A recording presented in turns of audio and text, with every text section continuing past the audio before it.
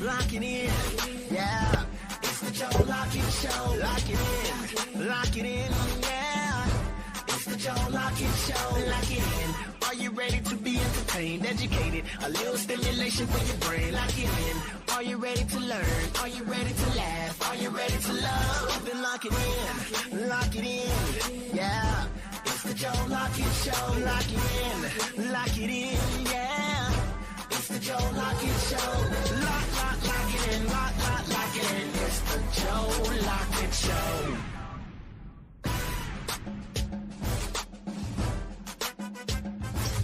What's up, y'all? What's up? How y'all doing? It's your boy Joe Lockett, locked into your favorite evening ride. How y'all doing today? I am back in the building.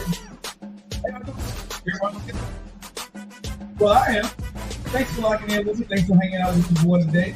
So since I'm in, guess who took off today, y'all? Y'all know guess who took off. What's up, Tams? What's up, Truth? What's up, Dean? What's up, Chrissy in the building? What's up, Rob? What's up, MD? How y'all doing? The Rocky Mountain Redneck is in the building. How y'all doing? Thanks for chiming into the Joe Lockett Show. How y'all doing? Hit the like button. Let's get in. What's going on Facebook? How y'all doing? Thank you guys so much for locking in.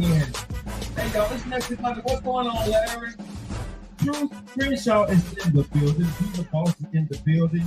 Jamming to the intro. The intro is bad, y'all. I ain't gonna lie. Lock it in, yeah. It's the Joe Lockett Show. Lock it in, yeah. Yeah. Lockett Show. Lock it in.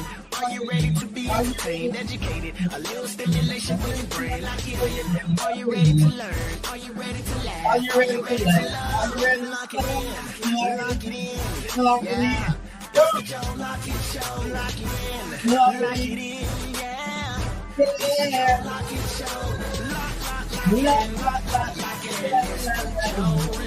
Show. All right, so let's get into Joe Lockett Show, y'all. If y'all don't know, for people who don't know, that song is actually written by a Grammy-nominated artist, Alvin Garrett. Originally right here out of Birmingham, Alabama. Y'all look him up. He got music all over Spotify. Had a couple of hit songs.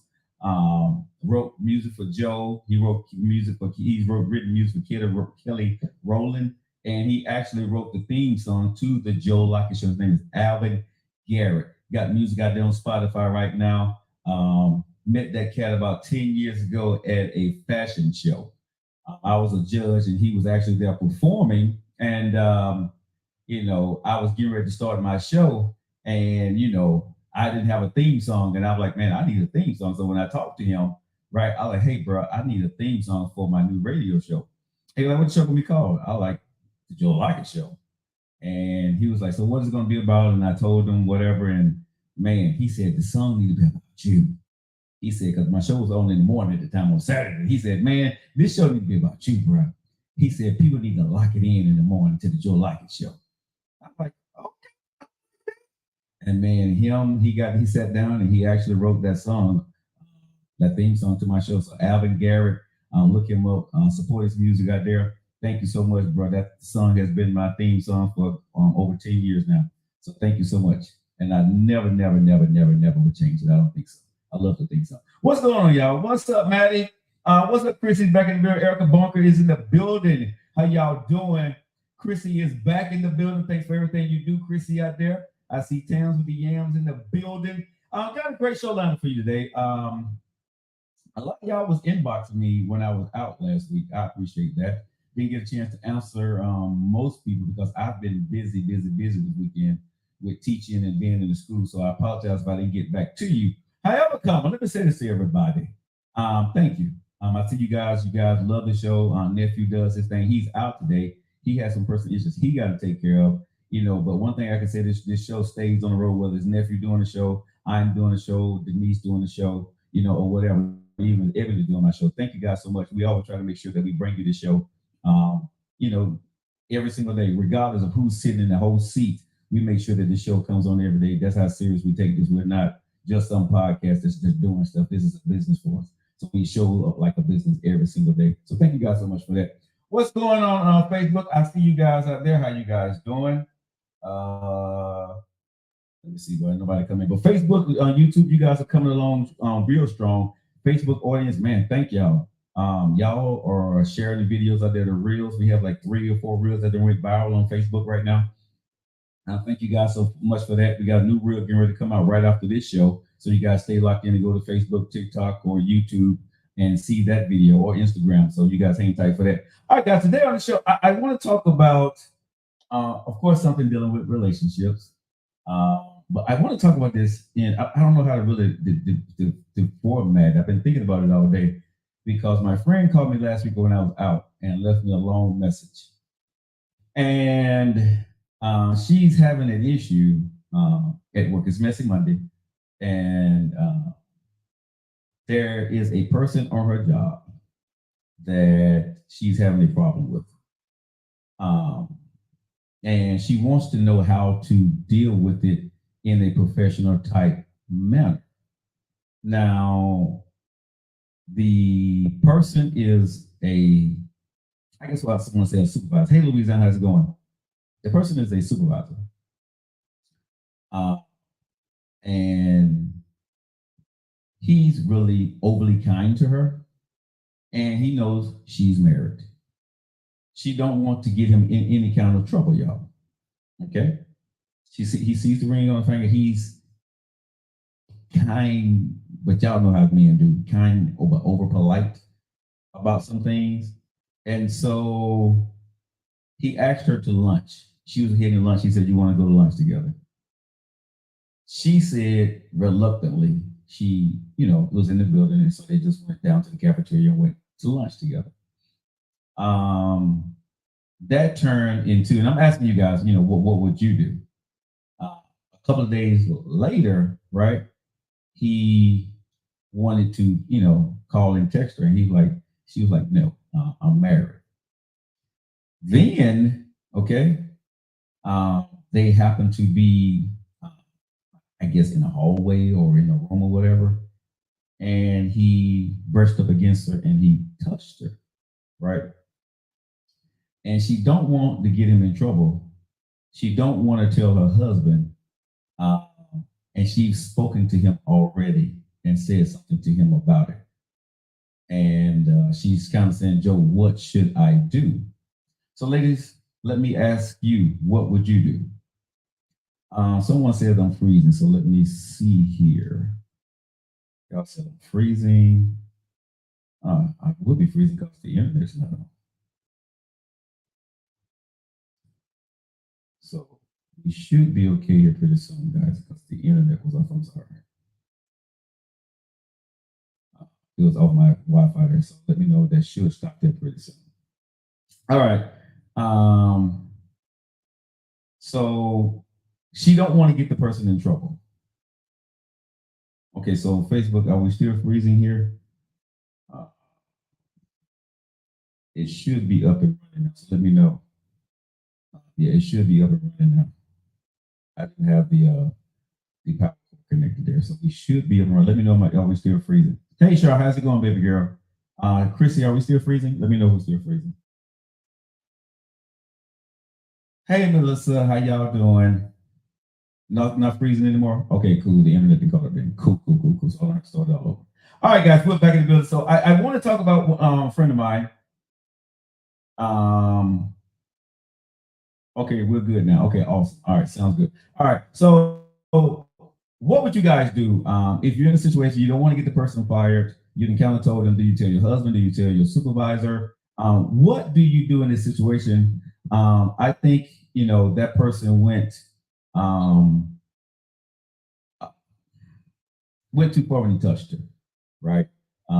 She said, he didn't touch her on her behind, but on the back of her leg, right? And that was, she felt that was very inappropriate.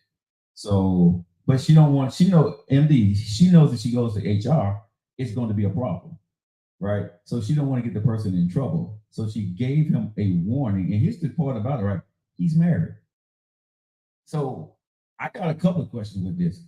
What is up with you married guys, right, that are trying to flirt at work when you got a whole wife at home, and then this woman married? As a man, she was asking me, what is up with that? I don't get none of that, honestly. because you got way too much to lose. And plus, you're a supervisor. What the hell? So, been there, done that. So, what do y'all do? Because I didn't realize the dilemma that it puts a woman under when she don't want to be, she said, Joe, in my job, I don't want to, be a troublemaker. And I don't want to be looking at as a woman that's, made somebody lose their job. And she said, at some point, people would do kind of take it out on me. Now, let me say this about this young lady. She's full figured. She's fine. She got a big booty. She's beautiful. And she's a friendly person. And you can take her friendliness, and y'all know what I'm saying. She don't cheat on her husband, but you can take her friendliness for, flirtation. That's just the way she is. So, according to what she's saying, there was no back and forth. She didn't do anything to lead him on in that manner to make him think that he could do that. So y'all tell me, what do you think? Whoa, first her sister's been with another woman. Document everything. If she doesn't want to tell on him, then there's nothing to do really except warn him, like she said.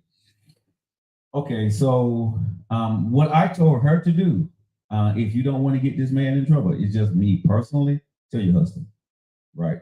And let your husband handle him. That's what I told her I think she should do. Because I understand you don't want nobody to lose their job, supervisor got a family, don't want to cause any problems. And she done said something. And like I told her, I think that if he does it again, in my humble opinion. So ladies, what do you guys do, right, when men come at you? Because this is one thing I stated for her, like I told her, I think where she was wrong at. She knew the guy had a flirtatious nature and sort of kind of liked her, okay?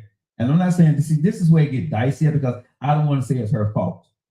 But what I tell you women is you don't open any doors to any guys that you know that got a knacking for you, right? Or saying little, crass or nice over niceties to you.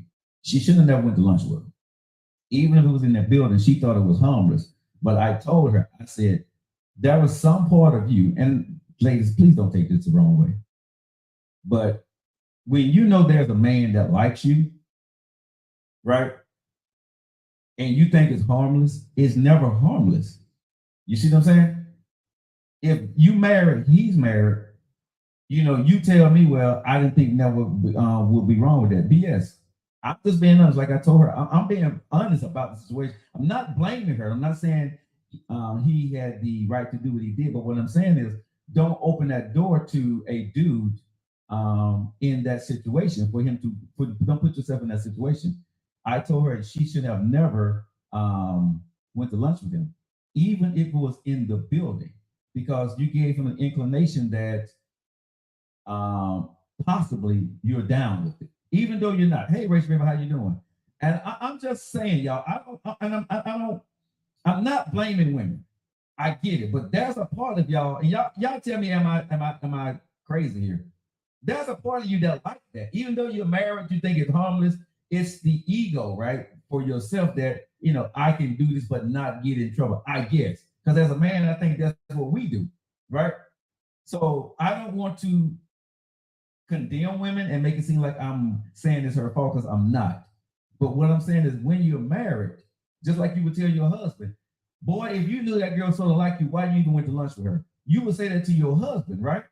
Or your boyfriend. You knew she liked you. I don't give a damn. You shouldn't have went to lunch with her, period. At all. Don't open the door. So why is it okay for women when it happens, you know what I'm saying? And they do that, and then something happens. And this is where it's going to get dicey. Then something happens, women act like they had no idea, right, that this could happen. And my whole thing is, why'd you open up the door? You see what I'm saying? It's messy Monday, y'all, and I'm asking y'all, am I wrong for saying what I think? Because I put it up, I told her, I said, you're my friend. I said, but you messed up too.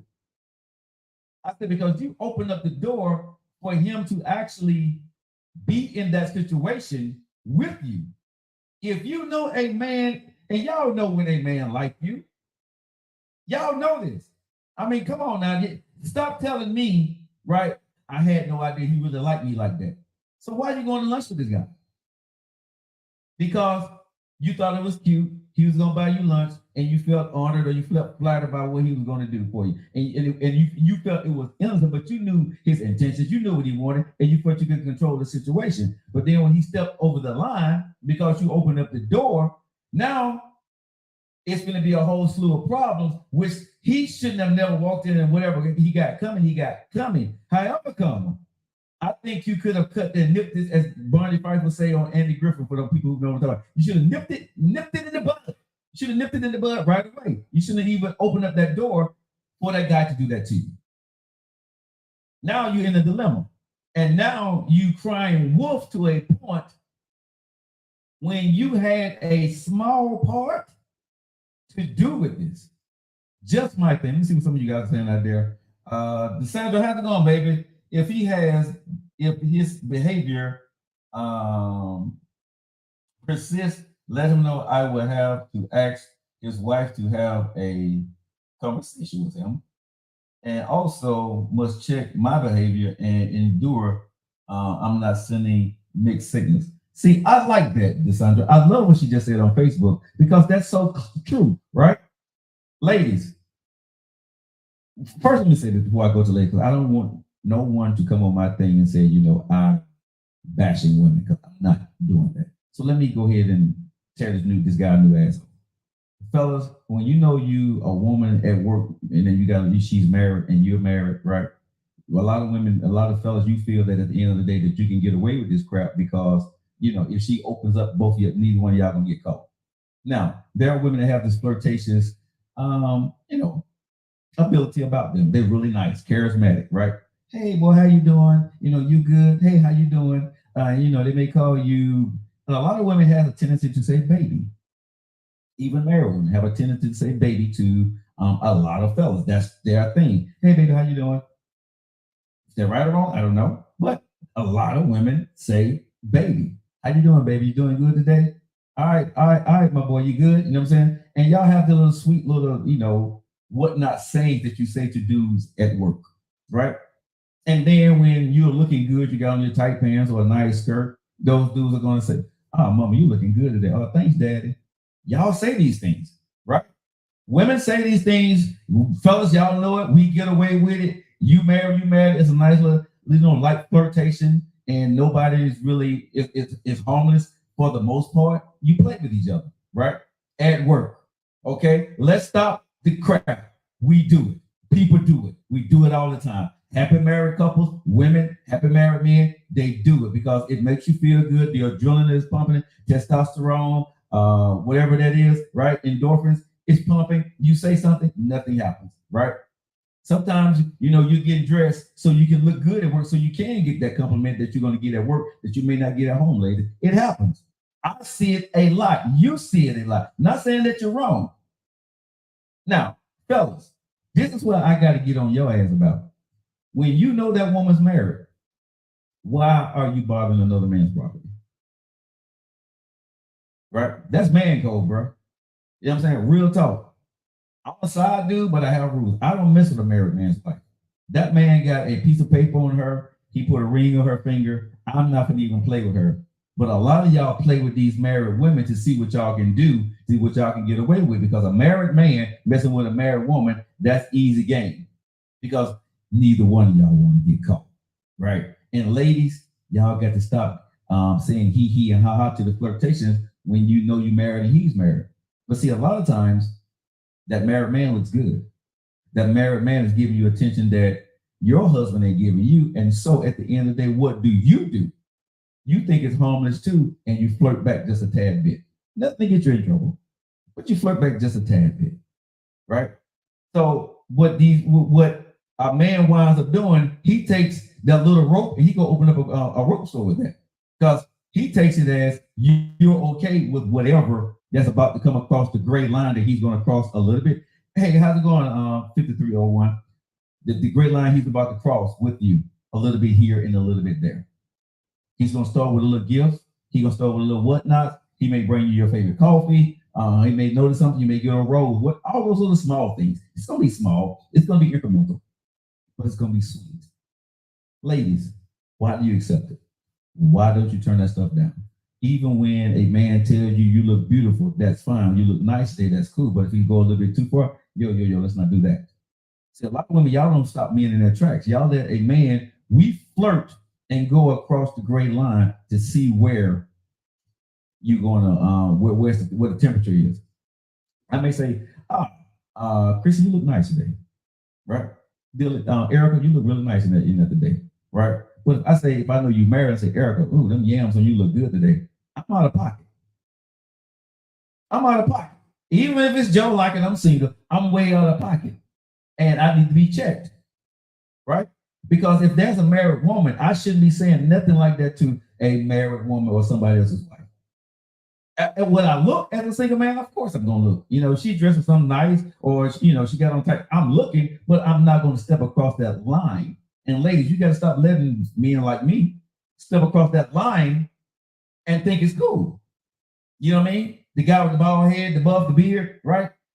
And tall, and look good and smell good every day, and he gave you some attention. You can't give him that he and switch a little bit harder for him and think it's harmless. Let me say that again. You can't take that compliment lightly. If he step across the line, you got to check that guy, because the guy that steps across that line with his verbal actions, sooner or later is going to get physical. And he's going to get physical by warming you up and wearing you down by small little gifts. And then the next thing y'all know, this is what happens. Y'all know what the next step is. Can I get a hug? The church hug time to, oh, that's all you're going to give me today? Come on, now give me a real hug. And you want to give a guy a real hug. The next thing you know, he's smelling you on the neck. Oh, you smell good today. Right? Then you're embracing him and smelling his cologne. You see what I'm saying? One thing leads to another because you didn't cut it off. And you at work and you feel it's innocent.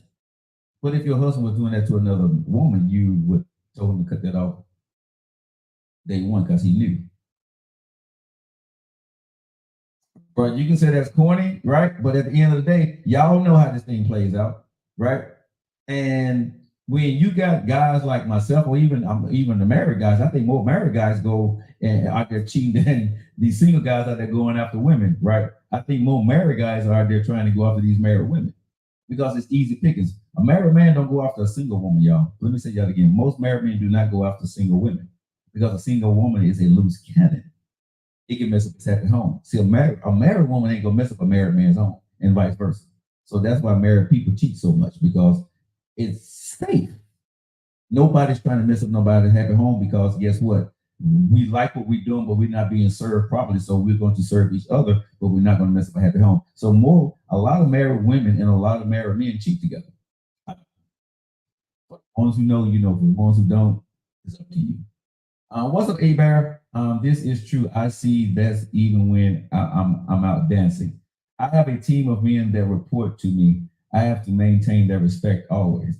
You do, but that's a tough line to carry for a lot of beautiful women, because all y'all are beautiful. Women have a tough time, of differentiating themselves of, I'm a businesswoman, I'm a married woman, but I want to be nice to you. And I would tell women, it's better if you're married to be not so nice or the mean one than to be the over flirtatious one or the over zealous one. Because you always got that girl. Hey y'all, how y'all doing? Everybody good?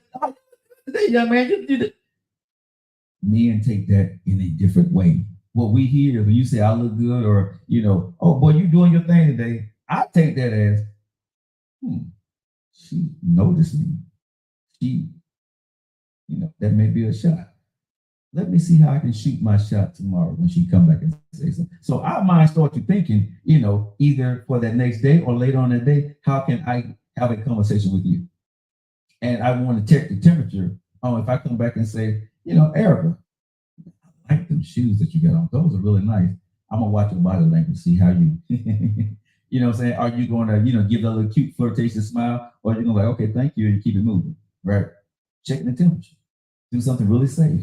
And if you give any kind of flirtatious, or a nod or a body gesture that I see that, oh, okay, that may be something there. Then I'm gonna figure out ways to come at you again safely, and then start across the lines. So let me see here. So I was receiving gifts for a year at work and didn't know who it was, but when I did find out, I'm more of a hard ass. They don't play with me. I don't do all of that skinning and grinning.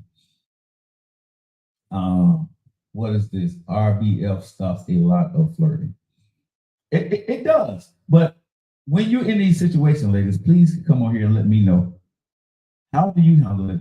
What should you say? And what do you do? Do you, if you found yourself, you done kind of got into a gray area with a guy, right? Because this is what she done found herself at. What would you do?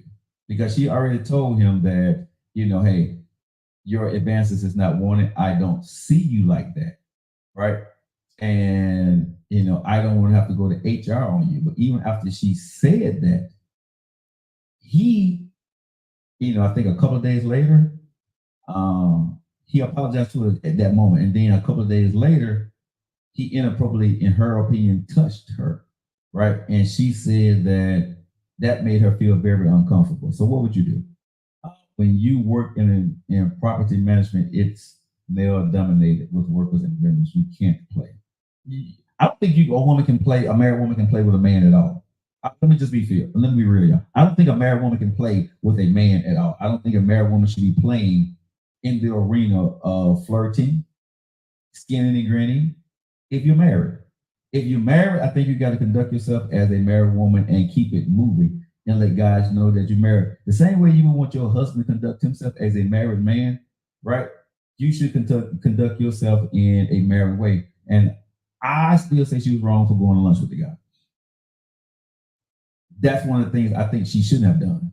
Now, him touching her, like I told her, if he touched her inappropriately, you don't have to take him to HR, but I would tell my husband. But here's the thing: when she do tell her husband gonna want to know, how did he get that close to his wife? And so I think that's her hesitation of telling him, because when he get the full story, that ain't gonna sound good. You see what I'm saying?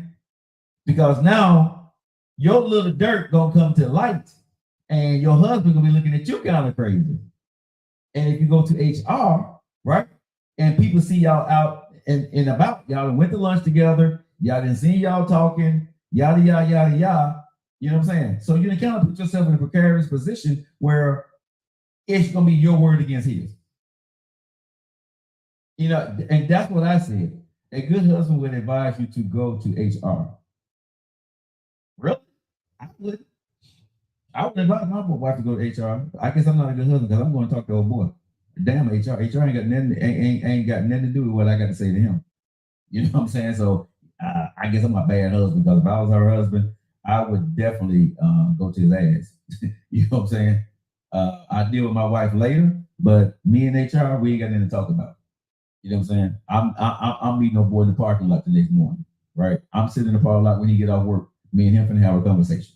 I'm not going to put hands on him or threaten his life or pull a gun. I'm not doing none of that. But the conversation I would have about him, about mine, he'll totally understand where we coming from. And he don't want me to have to come back up here again. And I'm just gonna make my promise about it. Ain't a threat. I don't threaten you, but that's my wife. And according to what she told me, bro, the actions that you've been doing lately is unwarranted. So here's your one and only warning: keep your hands off my wife. My wife don't want to have a conversation with you. Matter of fact, you just don't even need to speak with her. Okay? You walk by, you say good morning, or don't say nothing at all. But don't put your hands on my wife again. You know what I mean? And I'll be serious with it. I'm gonna get back in my car and go home. Now, I will be sitting outside her work every single day. I will be going there if I can for lunch, to have lunch with my wife, to let him know my presence is known and I'm not playing. You see what I'm saying? So that's how I would handle damn HR myself personally, because I don't want to put my wife's job in jeopardy. I don't want her to be looked at as, when you go to HR, you got to be very careful, especially as a woman. You got to be very careful how that's going to reflect on you at the end of the day, right? And it could go really good or it could go really bad at the end of the day. But I think some of her actions because of the way she comes across.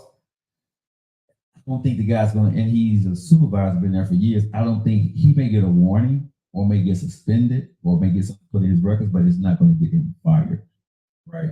And that will only cause more issues for his wife, in my humble opinion. That's what I believe. For me, being in the business world, being around this stuff, depending on who you're going to tell in HR, depending on who's the big dog, and depending on who did it to you and who they friends with, you got to be very careful. And then you can get labeled in the industry and get blackballed, right? So I think you got to be careful. Y'all let me know how y'all handle these situations, right? Because these are things that need to be talked about.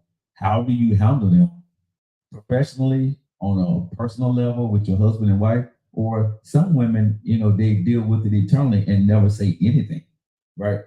And they just, they tell it like, get through it. You know what I'm saying? And sometimes they are dealing with things that are happening inappropriate to them at work on a consistent basis, but they don't want to lose their job. So y'all talk to me. Let me know how y'all work it out. When HR vets, it's probably not his first time. Okay. Hey D, how's it going, baby? What's the topic? We're talking about inappropriate behavior at work. A friend of mine hit me up and she got an issue going on with her supervisor at work. She sort of kind of opened up the door a little bit by going to lunch with him in the building.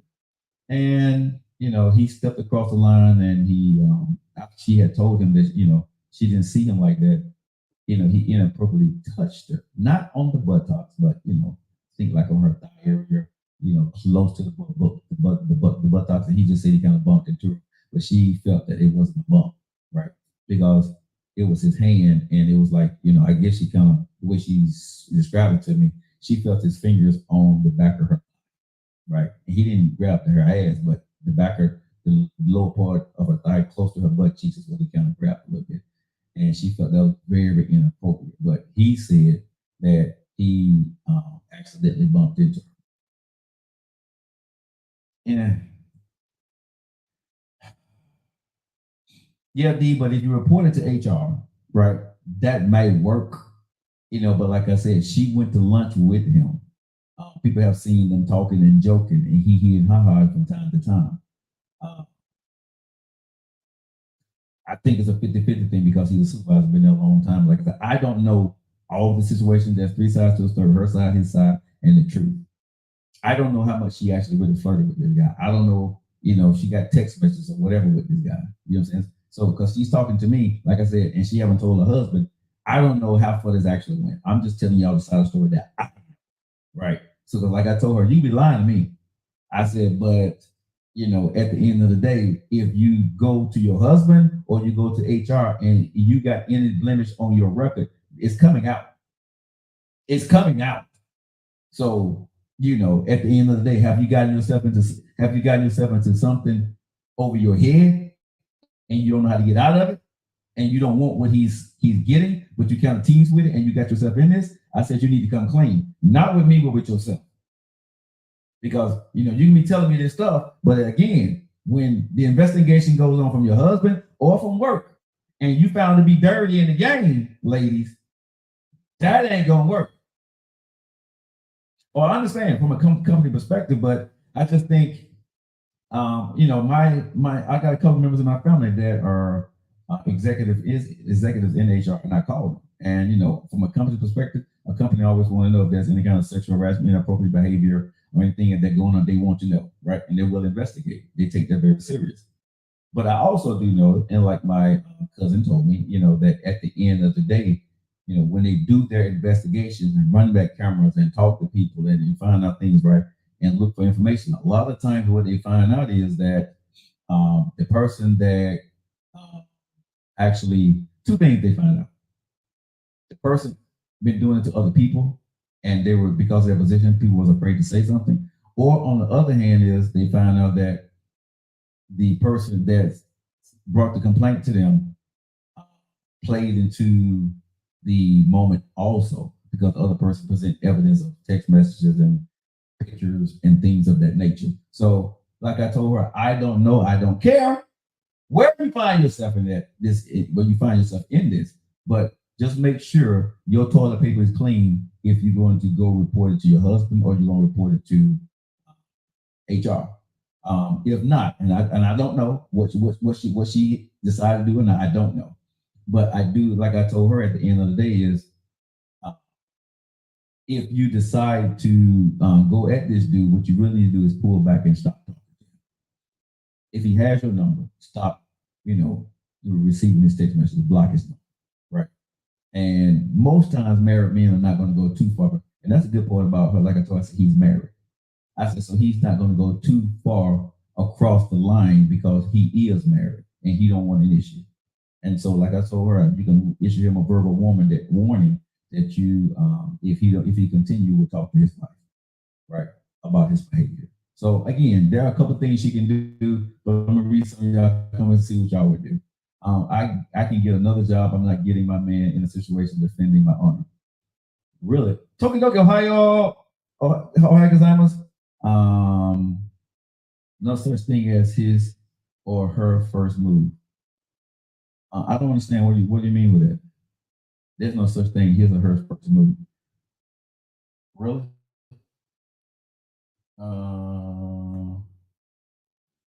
Let's see here.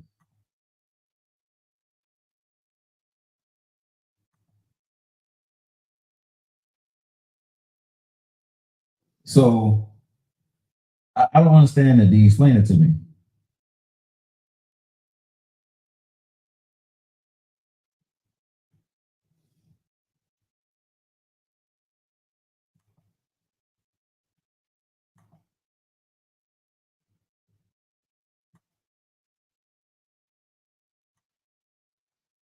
Colleagues go to lunch all the time. Okay. She invited the touch. Okay. Okay. I'm not here to debate or argue our issues. I'm listening. I'm here to listen on this one, y'all. Because I've seen it go in the opposite direction. And like I said, when you got some women, right?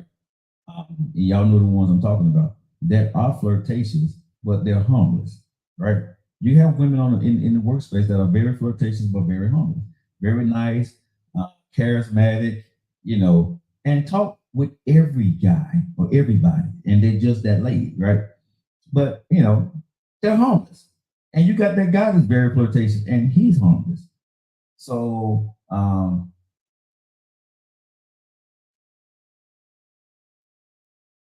like I said, I'm not saying what y'all got at your jobs is not true. Got it. I'm just saying what I've witnessed in my lifetime, the places that I go, the things that I see in corporate, the things I see in executive board meetings, the people that's having affairs at higher levels, the blue collar workers that's having sex at lunchtime, the CEO having sex with some of the employees. Not saying that it happens all the time, but I have not seen an organization, myself personally, from an Alabama Power to the water company to the Birmingham City Council to whatever here in Birmingham, Alabama, where there hasn't been abuse or flirtatious or infidelity in the higher rankings. Police department, fire department, government, local government. I've seen it all, right? I've seen it all. Radio stations, TV stations, high levels, low levels. I have seen it all. In every place I've been, there have been people doing things they should not be doing. Married, not married. Inappropriate, it is what it is. So I get what y'all are saying, but like I said, I've been privy behind in VIP boxes. I see where on trips where people are going to certain things and what's going on that trip ain't. Yeah. So I get what y'all are saying, but I know what I see. And I know who have dated who. I know who has been in the closet and who come out. Don't know everybody, but I know what I've seen with my own eyes, is what I'm saying. So yes, the policies are there, but I have not seen one company where that has been, you know, some type of affair, some kind of lunch rendezvous, some kind of business trip. That didn't happen. I'm just saying. It doesn't matter. She brings a complaint against him, it's going to be investigated. Exactly. We're talking about at the office. Yeah, I'm talking about at the office, D. I'm talking about at the office. Now, in your office, it may not be nothing going on this whole time you've been there. You know, gotcha. I have seen women play dirty games, starting with my nasty sisters. This is so true. It's crazy, and they think nothing's wrong. Our policies are very strict on this. Y'all, okay. Like I said, I'm not here to, trying to negate what none of y'all saying is y'all job. Okay, I'm not. But let me just say this: whatever company you're working for, right, in whatever department, there's somebody doing something with somebody. If you got a big company, you got a small company, maybe not. But a big company, somebody is doing something with somebody. Somebody knows who's doing something with somebody. Somebody's coming up or helping somebody do it. Okay. Yeah, but consensual, right? That's all I'm saying. So a lot of stuff goes on, and then sometimes when the relationship goes bad, it turns into sexual harassment or whatever the case may be. This is not the case. The only thing I'm saying is it is out there. But what do you do? And I just say I think married women need to stop allowing the flirtations to go into the gray area. I think married women should conduct themselves as they would want their married husband to conduct themselves around a woman that he knows that likes him. That makes sense? That's why you don't publicly flirt. Words mean something. I totally agree with you on that. I do totally agree with you on that. If you guys just locking in right now, it's 47 minutes after the hour. What's going on TikTok, Facebook, YouTube, Spotify? How y'all doing? Thanks for locking in with. We're talking about, whether it's how do married women handle married men flirting with them? How do married women conduct themselves? Do they tell their husband? Do they tell HR? What do you do if you found yourself in a position where you didn't kind of step over the line and now you're trying to back it up? Let's get into that. What do you do if you found yourself you just stepped over the line? You didn't do nothing physical, but you have went to lunch a couple of times, right? You maybe have exchanged DMs, not phone, not text message, but DMs on social media, right? Laughing and talking, nothing too bad, but it was still flirtations in the DMs. But you see it going too far, you getting a guilty conscience. How do you pull back? What do you do in that situation, ladies and gentlemen? Talk to you, boys. Your boy Joe Lockett. Joe Lockett, 48 minutes after the hour. Let's go. I go to lunch with my coworkers, and it's not an issue. Do you go to lunch with the coworkers that like you? And do you go to the lunch by yourself with that dude that's been hitting on you? Going with your coworkers is different than going with that guy that saying, "Ooh, D, you fine as hell," right? "Ooh, D, you look good. Ooh, girl, if I could get with you, you'll never leave me." That's different than going to work with your coworkers that's saying, "Good morning, D. How you, Miss Johnson? It's nice to see you today." That's completely different, D. Okay? I'm talking about, do you go to lunch? You can't hit on your coworkers. I'm professional. Okay, not hitting on you, but you know that dude that like you. Come on now, let's not play like we don't know what I'm talking about. I can be very professional, and you know I like you. Okay, I can be very, very. Good morning, Miss Johnson. How you doing? You doing good? Let's go lunch today. Right? I can be very professional. But you know if I like you or not, just by my vibe, by the way I see you, by the way I speak to you, you know if I like you or not. Come on, let's not do that part now. Just like when I know when a woman likes me. She can be very professional, but I know if that door is a little cracked open where I can go a little bit farther, and she can be a professional as hell with me. Mr. Lockett, speaking really nice, speaking in that professional tone with me. Come on now. So, do you go to lunch with that guy, D? Do you go to lunch with that guy? He's your coworker, but you know the woman intuition, the innate ability that God to put into y'all women. Do you go to lunch with that guy, knowing that there's a possibility that he like you?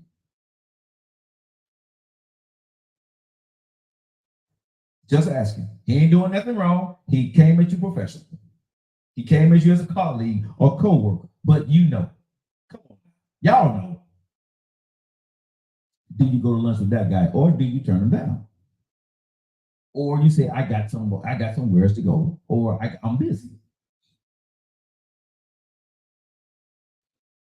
Okay, well, DMD said no possibility. He does like you.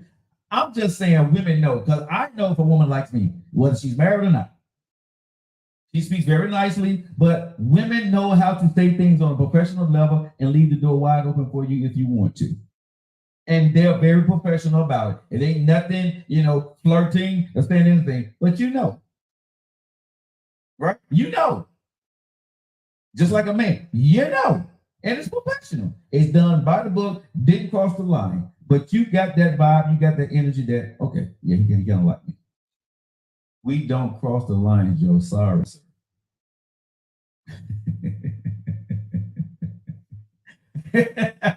Okay, D. All right. D got this. I think she gets if their work is like a monastery, it's a nun type thing, right? That every guy, all the guys in there, they do not flirt in a professional manner. Okay, gotcha. All right. I'm gonna let that go, D. But I have not met a dude yet that has not, or a company, right, that don't have dudes that know how to handle their business. But okay, if your company, if your department is that department, I'm going to give D that credit on this show today. That D has a department that she's worked in for a long time, and there has never been in the time she was there that there has never been a guy that flirted with a woman in her department. Okay. All right, guys, it's 51 minutes after the hour. You like this, Joe like show on a messy Monday. Do you step into that arena? And I want to know honestly, what do you do? How do you get out of it? If you did cross the line, and it has anything physical, but you see it's going in the wrong direction, how do you get out of it? Okay, in the building, D. And like I say, D, I'm messing with you. I got it. I'm going to take your word for it. I don't work where you are. So, if that's what you say it is, I take your word for it, baby girl. It's all good. Hey, Linda, turn it down. Okay. Clip this out today. He's taking care of something personal. It will get physical. I don't think it will always get physical, MD. There is the high probability that it will get physical at some point, depending on where that person's marriage is, how much they're telling you at the end of the day. You see what I'm saying? Because I think sometimes women that are married, they talk to men about their problems. And this is the way men do it. I mean, women do it, right? Because y'all tell us men all the time that I work better with men than I do with women. There's not a woman on here that I can, y'all let me know if I'm wrong, but y'all always tell us that I work better with men than I do women, right? I trust men more than I trust women, right? This is what y'all tell us all the time. So when you're having problems, ladies, right? Who do you talk to your problems to? No, I don't think women out there that no, but women talk to men about their problems because what y'all tell us, you want to get a man perspective, right? So some women turn to the guy closest to them. If they don't have a male friend, they talk to the guy they trust where? At work. Their work wife husband thing is a messy setup. My homegirl or my homeboy, right? If you got a homegirl, homeboy, that's who you talk to. But for the woman that don't have that close dude friend, right, and you're married, because you can't have that close dude friend most of the time if you're married. Some can, a lot of can't. And you got a problem with your husband. Some women talk to the guy they trust at work.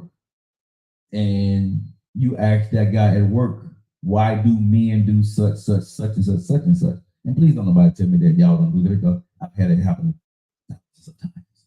Yes, thousands of times over my lifetime. I had it happen. Women talk to me about a lot of stuff. Even when I was married, I had women talking to me about their relationship. And the way y'all come at me is like this. Why my husband don't do what you're doing? Or why did my husband do this, Joe? I believe I can't see you doing that with your wife, right? Because they feel they can trust me, which they could, because I wasn't going to do anything, and I would tell them my opinion, but I will always refer back to the woman when I talk to her that you need to talk it over with your husband, because I don't know his side of the story. But I try to put it in perspective from a three-dimensional standpoint of view, which looks from her side, from his side, possibly, and then what the truth may lie in between, because there's a compromise y'all got to make. So that's why if I would talk to somebody, that's why I would talk to them about it. A lot of men don't do that. Some men gonna tell you that he needs to do this, and I feel sorry for you, and he should treat you better. And if any man is ever talking to you like that about your husband, stop talking to him. Okay, you know what I'm saying? Stop talking to him. When a man start telling you that you are talking, the man that you're talking to and asking for advice, and he start telling you information that he should treat you better, I can't believe he's doing that to you. Stop the conversation right away. Walk the hell away. Because that guy's not going to give you good information that you need, ladies. Even though y'all be eating that ish up, right? Y'all be sitting there at the end of the day, buying into that flower pot that he's building with you, right? And he's getting your head on his side. If a man ever talk against your husband or your boyfriend, stop talking to him. Stop believing what he says. He may be telling you the truth, but if that man is talking against unless it's your brother or your dad, different story, okay? Or your uncle or somebody, a family member. But if a male friend of yours is talking bad about, even if you're talking bad about your husband, if a dude is in your corner and really trying to help you, he's not going to badmouth your husband. He's not going to badmouth your boyfriend. When he starts to go into that badmouthing him, he's opening up the door for himself. He's trying to see where you're vulnerable at. Because he wants to, if you mess around and slide, he wants to slip. I mean, if you slip, he wants to slide. Okay? Work combos in my 30s is different than today, I've learned. Okay. That's all I was saying, Joe. Okay, but D, why are you still talking about that? I gave you props. You wanted to debate the girl. You wanted to debate. I agree with you on what you're saying about your job. If you entertain those conversations, you know what it is. I get that part, you know what I'm saying? But let me ask y'all ladies, because I do believe, and I'm talking about this, y'all. I do believe in this message money. I do believe some women go to men, and y'all tell me because I be wrong this. I do believe. Well, let me ask this question. Actually, do women knowingly, married women, okay? Do women knowingly married women go into a conversation talking to a man to talk to a man about her problem so he can flirt with her? Or she can get sympathy from him? I need to ask that question first. Y'all let me know in the comments, right? Do a married woman take her married problems with her husband to another man because she wants to open up the door to the man she likes? Or is she hoping to get sympathy from another man about her situation? Y'all let me know, because I want to know that answer first. Because women do talk to other men at work or whatever about it. So when a married woman is talking to another man about her problem, that's not a long-time friend, but talking to somebody that she kind of trusts, not a complete stranger, but somebody she's associated with, and she want to talk to him. Is she doing it, and does she have interior motives? I guess is my question. Only if she wants attention from him. So okay, but when women do that, and you have a problem with your husband, why are you talking to a guy that you really don't know like that for real, but you sort of kind of, I guess, trust him a tad bit, but you tell him something that personal about your husband? Why do women do that? And don't tell me they don't, because a lot of women do. Right? All men are, they can testify that. A lot of women ask me, why did my husband doing? Why are they doing it? And that's something intimate and bad about your husband, that you're talking to a man that's a complete stranger to your relationship, and you're talking to him about it, and you talk to him about it because he's a man. Why do y'all do that? I got my opinion why. I think I know why, MD, but I want to hear women.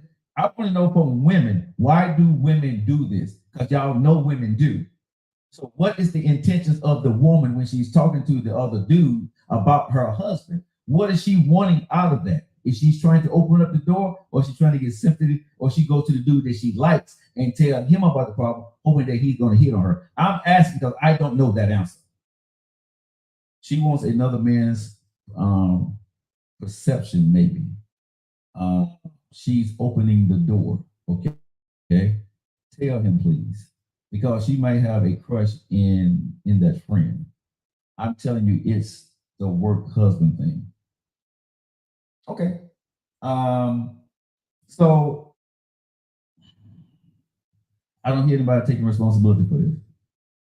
Sometimes some are legit trying to get a male perspective, and some want that male attention. Okay, so my first time, I could ask you this question. If that's the case, how do you think you can get a male perspective from a guy that don't know your man? And why would you trust me to tell you the truth about your husband? Why do y'all trust us men because we're men? Because when I'm talking about when I got a problem with a woman, I really don't ask another woman that I'm working with about a woman. I don't know if men that do that. Maybe they do. I don't. I have never done. I would talk to a friend about it, but I don't go to a woman that I really don't know and ask her about, especially if I was married to my wife. I would do that because I would think that's a slap in her face to put our business out there to another woman. Because that, to me, if I told another woman about my wife, to me that's knocking a hole in my marriage and showing this woman that I'm sort of kind of available and there's a problem in my marriage, and that's a disrespect to my wife. I say for myself. So why do ladies do that? Women only do that with men they want to hook up with. It's the intent of the individual, but most want a male point of view. Okay, I would, but some women do. I would ask a male relative. Okay, so I guess because I've always wondered myself when women ask me these questions, like, why are you talking to me about your marriage? You know what I'm saying? And there comes to you where you seem like a good dude. I think I can trust you, blah, blah, blah, blah, blah, blah. I've heard it, right? And yeah, she's right. She can trust me, but you're talking about your husband to a guy that you really don't know, and you're taking my opinion and you're going to use a portion of my opinion or my opinion to judge your husband. And I think that's a disrespect to the husband, myself personally. That to me, that's just a totally, egregious act to your marriage when you're talking to another man that don't know, because you're showing that man that you don't respect your husband. Do that make sense, ladies? To me, hey, Sassy, it shows that you don't respect your husband if you're telling me about him. You know what I'm saying? How would you want your husband telling another woman about y'all problems that he really don't know? I think you would consider that to be disrespectful. I mean, am I making sense here when I'm saying these things, y'all? Because that when I see women do it, I'm a nice guy, so I'm not going to take advantage of the situation. But I don't get when women do that. I'm not a big fan of, I'm not a marriage counselor, and I don't like talking about another man that I don't know behind his back. So I always refer the woman back to her husband. Now, if she's my friend, she's been friends for years, I'm gonna call her out on her BS. Because the first thing I always tell my friends is, why the hell are you talking to me? And have you had this conversation with him? And how did y'all get here? Because now if you're questioning your man, right, y'all got bigger problems. And y'all have had these problems for a while. But you want to use my answer to go at him, right, and to denigrate him in some shape, form, or fashion, because y'all want to come back and tell him, well, if you was a real man, you would do this, and this, and you want to have your attack in order against your husband. And I don't like doing that for women. I don't like giving you 411 how to attack your man to try to get him in line. That's your job. That's what marriage counseling is for. You know what I'm saying? Men do it with women to gain sympathy. I would think most men, if she's fine and he's attracted to her, we as men, we're going to give you that advice. But this is what it opens up for you later, ladies. It opens up the door here. Now I can come back and ask you, well, how's that situation with your husband? You want to go lunch and talk about it? And because I helped you, now you're going to feel obligated, right? To at least sit down and have lunch with me. What you're going to find out in that lunch is, because of the things you told me about your husband, I'm going to show you everything that I'm opposite about him, but I'm not going to say anything to you. But I'm going to do the things that he was not doing during that lunch, like complimenting you, asking you about your day.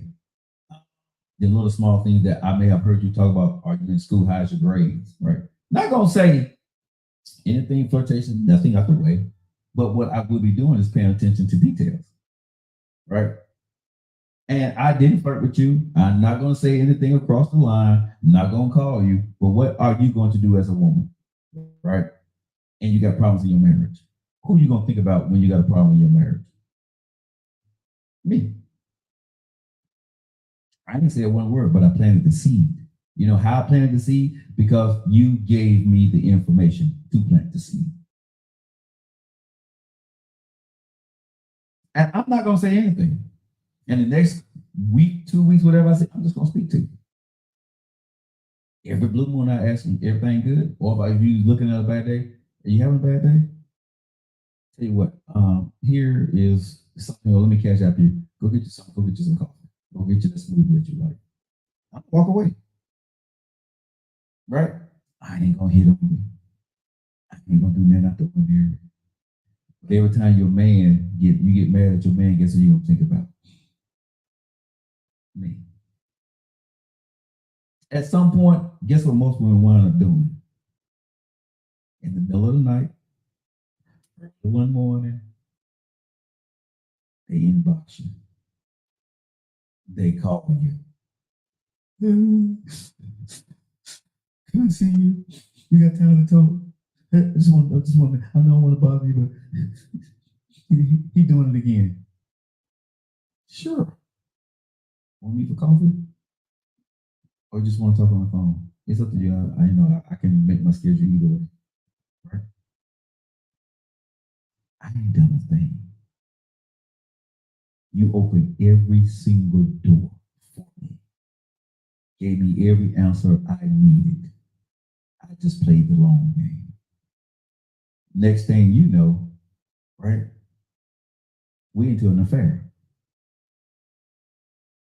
That's how it happens, ladies and gentlemen. That is how it happens in a lot of occasions. Men that are on top of their game, they don't even flirt. They don't put in no effort. A bad marriage would drive a woman to another man's arms quicker than anything. A husband, a lack of attention or treating his wife badly would drive his wife into another man's arms quick as hell. And the other dude don't have to do anything but coffee, attention, a text message here, a text message there, do the little small things that he didn't do. And because you feel neglected at home, you're going to give that guy that gave you those small little things, you're going to give him your attention, your time. You're going to be missing him because you're mad at your husband. You'll be at home texting him, right? And saying, what you doing? Y'all do that. Y'all married women do that. I mean, when I say that part, y'all do. I got receipts. I never showed them, but I got receipts. I just don't play into the game because I don't play with nobody's wife. But married women, fellas, y'all better start taking care of y'all wives, man.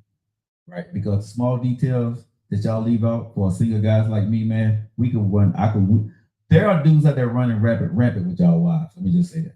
There are single dudes and married dudes running rampant with some of y'all wives out here. If your wife is at home and you're not spending time with her, and I'm just being honest, fellas, if you're married, and your wife is not, and she used to be trying to spend time with you or try to be sexually active with you, and you're not that person with her, and she's no longer coming to you, 9 times out of 10, she's getting somewhere else.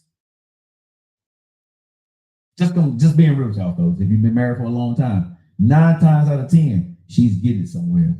If she's not asking for any more attention, she's not trying to go out on any more dinner dates, she's not trying to come on to you late at night or in the afternoons or whatever, she's getting somewhere else, especially if she's happy. And her schedule has not changed. She ain't coming home no later. she ain't deviating from cooking dinner or whatever. She has smoothly put him in her daily life routine where you don't even notice, right in front of your face. That's the chick you said not necessarily. Okay. Okay. I ain't say it's guaranteed 100%, but I'm gonna say it like this. I'm gonna say 75% of the time. I'm gonna say 75% of the time. If you've been married to your wife for a while, right? And y'all know how hot and heavy that y'all used to get into it, right? And how she used to be annoying, annoying your behind, and how she is and how she like you, and she stopped doing that, and you thinking that you didn't finally won about her, you lost the war. Now somebody's tapping your wife, somebody's spending time with her. Not 100%, but in a lot of cases, bro, she's found somebody to fill that void that you didn't feel. She's not leaving you because you gave her security and comfort, right? You put a roof over her head, you're raising the kids. You're a good dad. You are a lazy husband in certain categories. So she got somebody to take care of that part for you. Just telling y'all, fellas, because thanks, Chrissy. Women and women in their 30s and 40s, and even some women in their 50s, they're not going to go too long being beautiful and waste their youth and their body with you not paying them any attention because you got tired of it. That's just fact. I'm not here to debate that issue. I'm not saying every woman does it, but I'm saying there are a plethora of women out there that you have no idea what they're doing, but they're doing it. And it ain't the ones that you think that are doing it. It's the ones that you think they're not doing it. The basketball games, the kids' soccer games, the kids' practices, the kid karate practices. I'm just giving y'all a game, okay? I'm just telling y'all what time it is. While you saying you're gonna take the kids to the softball practice or basketball game, or you're not gonna go to that game that night because you're busy or you're working or you don't feel like going. She going. She ain't there the whole time. She know when practice is over.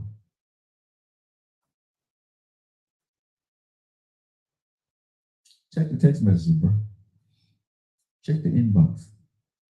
Put a locator on the car, and you will see that car will not stay at the ballpark or the gym the whole time. Just saying.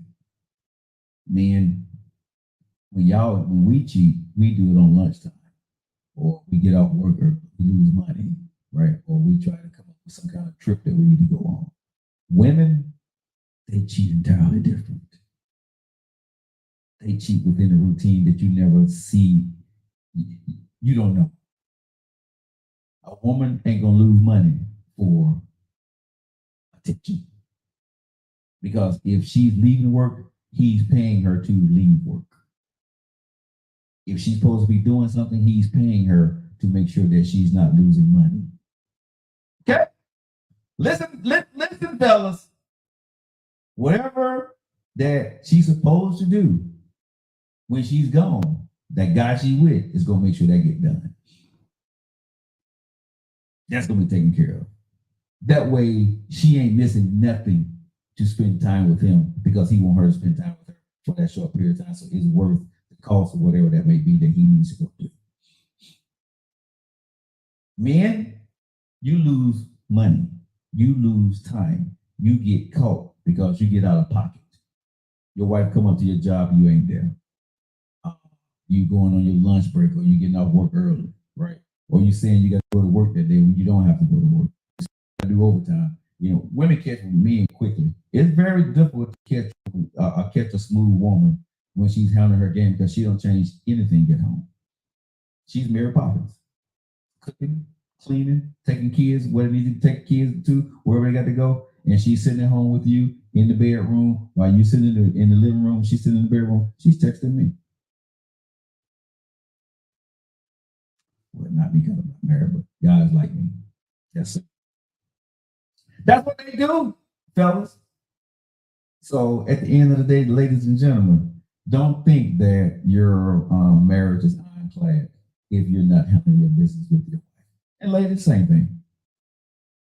For those women, for those, this is Missing Monday. For those women that think, you're gonna hold out on your husband and you ain't gonna give him none.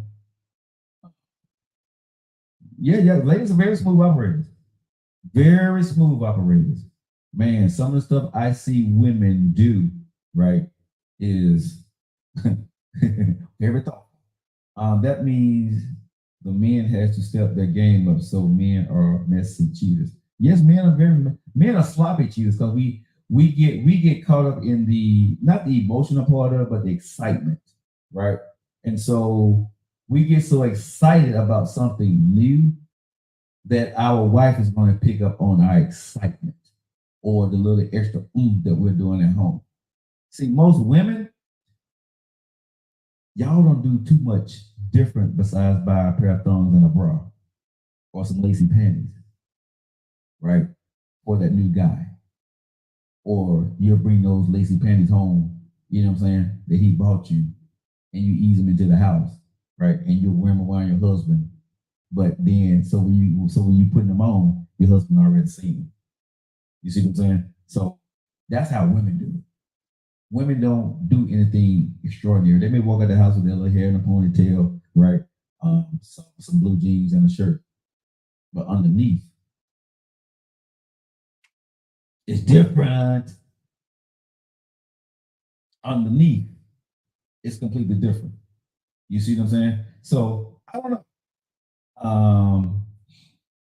That's the way women operate. Men, we operate very sloppily when we get happy, and we wind up losing a lot. Like I said, most women don't get caught because most women are smooth operators in what they're doing. See, a woman. This is what I learned about women. I personally went through this. Most times, and ladies, y'all tell me I'm lying.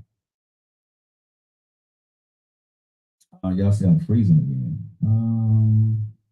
Don't know why I'm freezing here, y'all. I should be freezing. Let me check this something. It says I'm connected, so I don't. It's freezing. Let me know if it's stopped because it shouldn't be freezing because I'm connected to the internet here.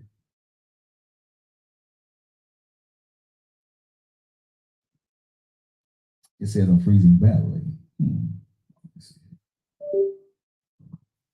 Hold tight. Hold tight, ladies and gentlemen. Let me see. Okay, let me know does it stop freezing? I unplugged and reattached the wire there. Let me see if it's still freezing there.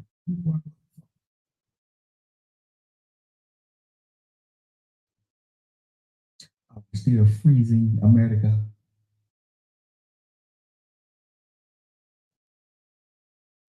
And real talk, we shouldn't be freezing at all, honestly. Okay, all right. Okay, all right. So, because this thing is hooked up with the to the Ethernet, it's not hooked up to the Wi-Fi. Is your Facebook Live not on? It's supposed to be. It says we're live on Facebook. I haven't. When I'm looking at the screen, it says we're live. If you guys looking at it, it says we're live on Facebook here, but I'm not for sure. Check it later once I get off here. I guess it's not streaming on Facebook. If Tam saying we're not live on Facebook, I mean she's not seeing it there. Okay. I'm not for sure, y'all. I have to check on it once I get off of here today. What's going on there? Okay, you got it. Okay. All right. Okay, because like I say, it's saying live here, but I don't know. I'm looking at the studio stuff here. But okay, so now I think I completely lost what my thought was. What was I talking about? Yeah, because I was going somewhere with that. Somebody refresh my memory because I'm sitting here trying to do too many things at one time. You good now? Okay. You got to get on an OBS system. Even if you're on OBS system, it's still going to be the internet, Chris.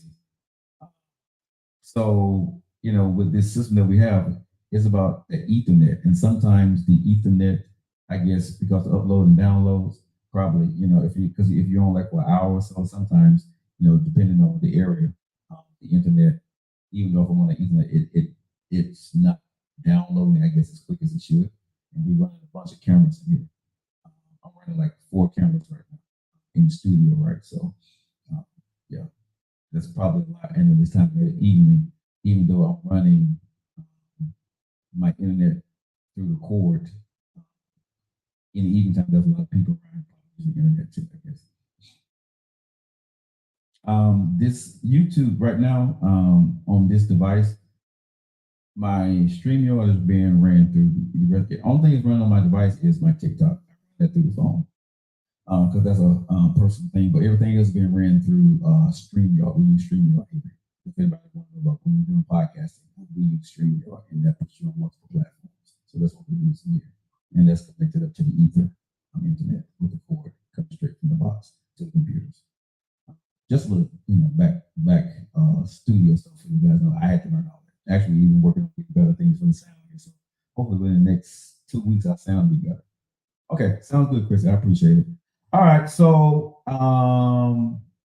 don't know where I was going with my conversation because I got technical there, and I'm a techie person, so I completely lost my thought. All right, guys, but you guys locked in 21 minutes after all you guys locked into your favorite eating ride on a messy Monday.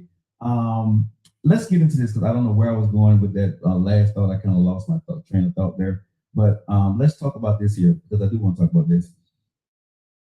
When you are, what's the best way of saying this? Are you ready? Right. After divorce, are you ready for a relationship? Are you ready for marriage? Or do you really want just companionship? How do you know? What's the thing telling you after divorce, right? And your kids are grown, and you maybe have a kid or one or 2 kids at home. How do you know that you are not just lonely for companionship? Because I can be honest with you, ladies and gentlemen, that when I first went through my divorce, the first year out, if you would have asked me, I promise you, I wanted to get married again. That was the thought. I wanted to get married again, right? And you could never, I would have argued your ass down about why I wanted to get married. But as time passed, I realized I only wanted to get married because I felt I lost my marriage. And I wanted to prove, I guess, to myself and everybody else that I could be a good husband. I could make it work. But I really didn't want to be married. It was an ego thing of being married. And I believe that I took a couple of women through that phase with me. Because I really did at that point in time, I really, really did everything in my body and soul and fiber. I wanted to get married. But I didn't want to get married. Have anybody felt that? Right? I wanted to get married. I really, really, really wanted to get married. But realistically, I didn't want to get married. Do that make sense? Do that make any sense what I just said? Because it didn't make sense to me till later on. Right? Your ego can tell you that you want to be married because that's what you used to. You've been in it for a long time. But truly, you don't want to be married. And I think you get comfortable with being, like if you're in a marriage for a while and the marriage wasn't that bad, you're comfortable. You like the coming home to the family atmosphere, doing things with your wife and with your kids. You like that. And if you didn't got into that married mindset, you don't want to go back into the single mindset. So you tell yourself, you want to be married. I believe you should wait a while before dating.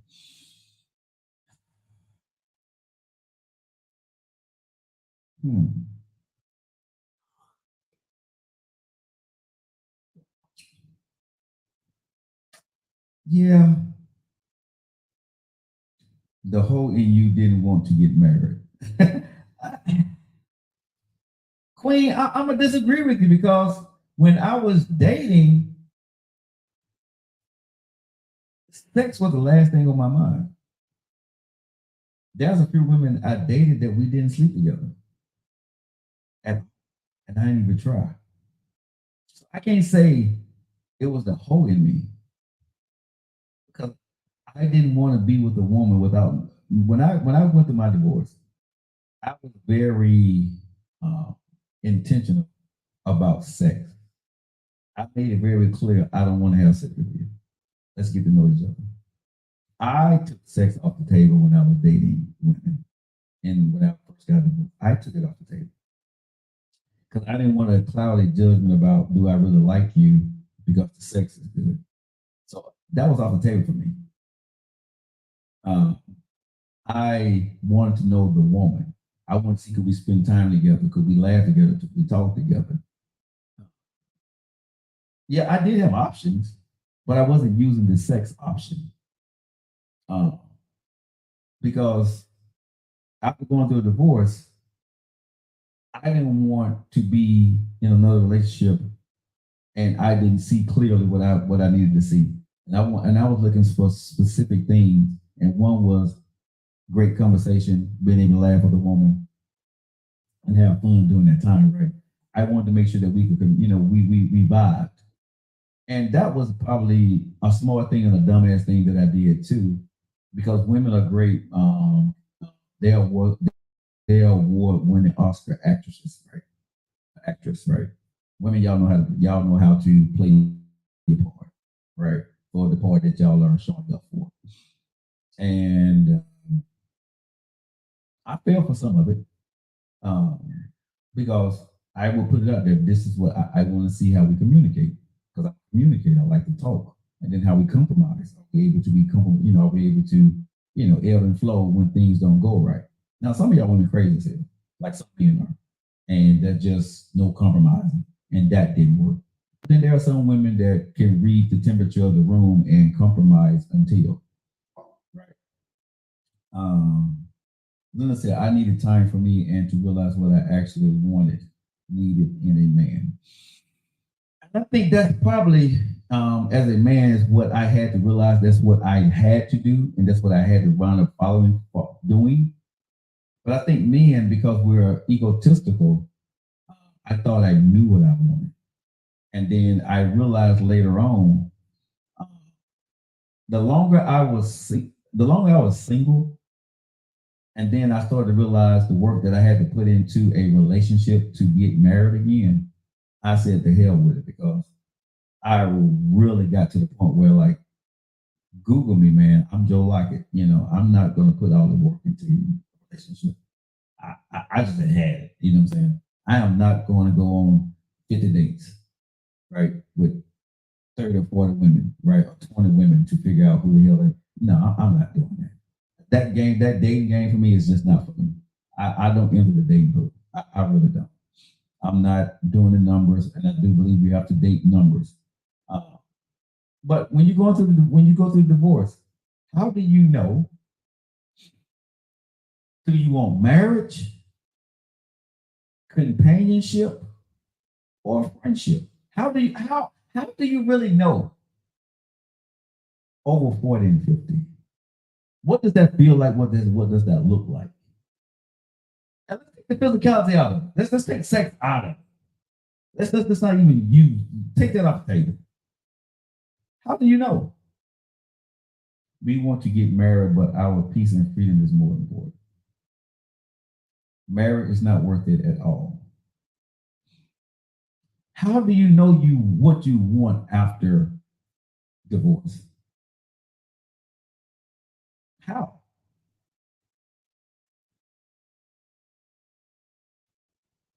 Thank you, Christy. How do you know? Right? When you're dating these men or when you're dating these women, how do you know? Are you going into it when you're single and you looking for somebody? Are you saying, okay, I'm looking for a husband, or are you looking for somebody to hang out with? What is that? What is the temperature for yourself? I'm 49, I'm 45, I'm 50 years old. You done been married. What makes you want to marry again? Right? What makes you want to be with another man or another woman again? Or is it that you're looking for just somebody to spend time with and you can trust? Growth. Okay. I can see that, Be the Boss. So, Be the Boss, when you say growth, what does that mean for you? You have to have your mind focused and moving with intent. But how do you know, Erica, how did you know in 27 years you was married that you want to be married again? I mean, what the hell does that feel like and look like? My lifestyle supports a husband. Okay, Kimberly, what the hell does that mean? Your lifestyle supports a husband? I'm totally confused. I always wanted to be married, just not to my ex-husband. Linda says, know that if you remarry, your ex can go after your Social Security if they do not remarry. Say what? How can your ex go after your Social Security if you remarry? I'm not for sure how that works. Breadwinner. I feel like I was made to be a wife, not a side chick or a plaything. But you don't have to be a side chick or a plaything to not be married. I don't, if you don't want to be married, that don't make you a side chick. It don't make you a plaything. You don't want to be married. That's a choice. So that don't put you in a certain title. It just, you don't want to be married. You want to be single and you live in your life, vila local, vicariously through whatever you're doing. My dad died in 1993. My mom never remarried. She's 71. Okay.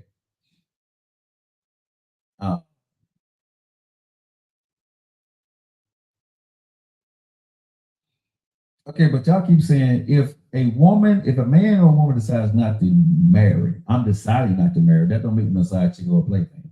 I said I don't want to get married. So I'm going to disagree with y'all ladies on that one. I believe it depends on how long you're married. They can get part of it. Oh, okay. Hello, bro. Good. What's going on, Cameron? How's it going? How's it going, fam? Yeah, I don't know about the Social Security thing, but okay, if that works, y'all may want to check in y'all locale where y'all are and see about the Social Security. I guess Social Security. I mean, I get what you're saying, but I don't know if you're divorced from your husband or spouse and you remarry, but they don't, they can get part of your Social Security. I'm not a specialist in that. If anybody out here knows the facts on that, my intentions are clear. I'm dating with intentions of marrying. Okay, if you're dating with the intention to marry, I get it. I meant to do life with someone, not just hang out with them. Okay, well, I mean, if your intentions is to get married, right? I get it. But what I'm saying is, if you're divorced, how do you know what you're feeling? Is it for marriage or fear of being by yourself and you want marriage? Why do you want marriage, or why do you want to be single? What is that? Because I had to define that, right? And just saying because I like having something like being in a marriage is not good enough. Define why you want to be married. Define why you want to be single. That's what I had to do for myself. Because sometimes you can say I want to be married and it's because of fear of being alone. I don't want a life by myself. I don't want to take on all the responsibility. Right. I want somebody to help me with this. Well, is that really that you want to be married or you want somebody to help you with life? That's my point. You see what I'm saying? So why do you want to be married? Why do you want to be single? Right? Is because I want a man in my life. I want to love a man. I want to take care of a man. I want to be there with a man. You know what I'm saying? I think that's a good reason to be married if that's what you wanted. But what is that, inkling as a man? Why do you want to be married? Big dog. Right? Is because you want to love a woman, take care of a woman, and do whatever, I think that's a good reason to get married. But if you want to be married because you want somebody to be at home to cook and clean, or to just go on trips with, or something like that, right? Or just to feel time, feel space, you may not need to get married. So what is that reason you want to be married? Right? And a lot of people don't want to face that, because some people get married because they have the fear of being alone. Some people have not prepared properly in old age, and they can't live a decent life without someone else. They need to come in and come.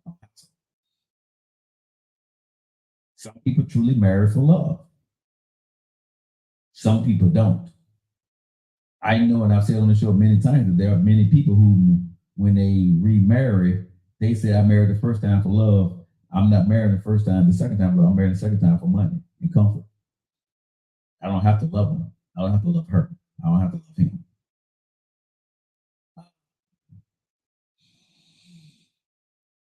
Be treated as such. I'm divorced after 19 years. He would be entitled, but he got remarried, so he can't claim any as from me. Okay. Great job. Got 1K left, y'all. Let's go ahead and get us up to 20,000. I enjoy my peace. Those are valid reasons also. I got divorced in the 7th year. I dodged that bullet. I know my worth. I'm too valuable to be playing house with a man. I deserve to have last. I deserve to have your last name.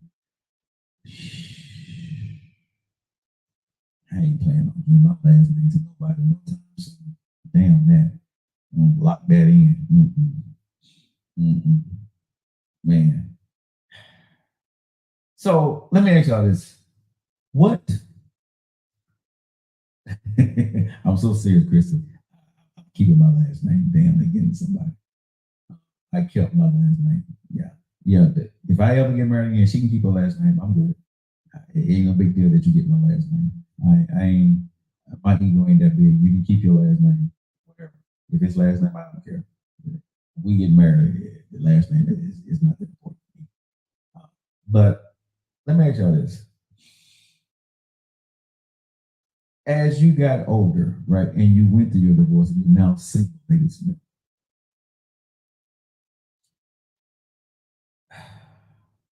What's going to make you happy now in that marriage? You done been there, you done done it. You know what it is. If you're that person that want to get married now, right, 9 times out of 10, you're marrying somebody that you don't know, but you're going to get to know them. You've gotten to know them, when y'all get to the point where you're going to be married. He or she's going to ask for your hand in marriage. What's going to make that marriage work? What's going to make you happy in that marriage? You. Thank you, guys. We reached 20K. What is that? And I think about this often for me, when I'm thinking about relationships, or if I decide to be in a relationship one day, later on down the line, I'll get married. What's going to make me happy in this marriage?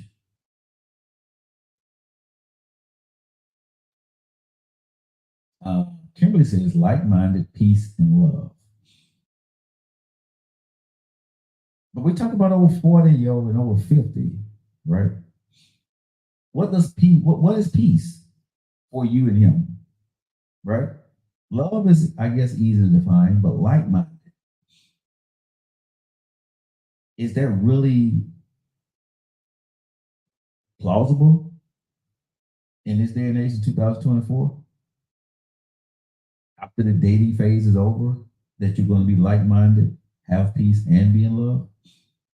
I'm asking. I'm not denigrating. I'm not going against what y'all are saying.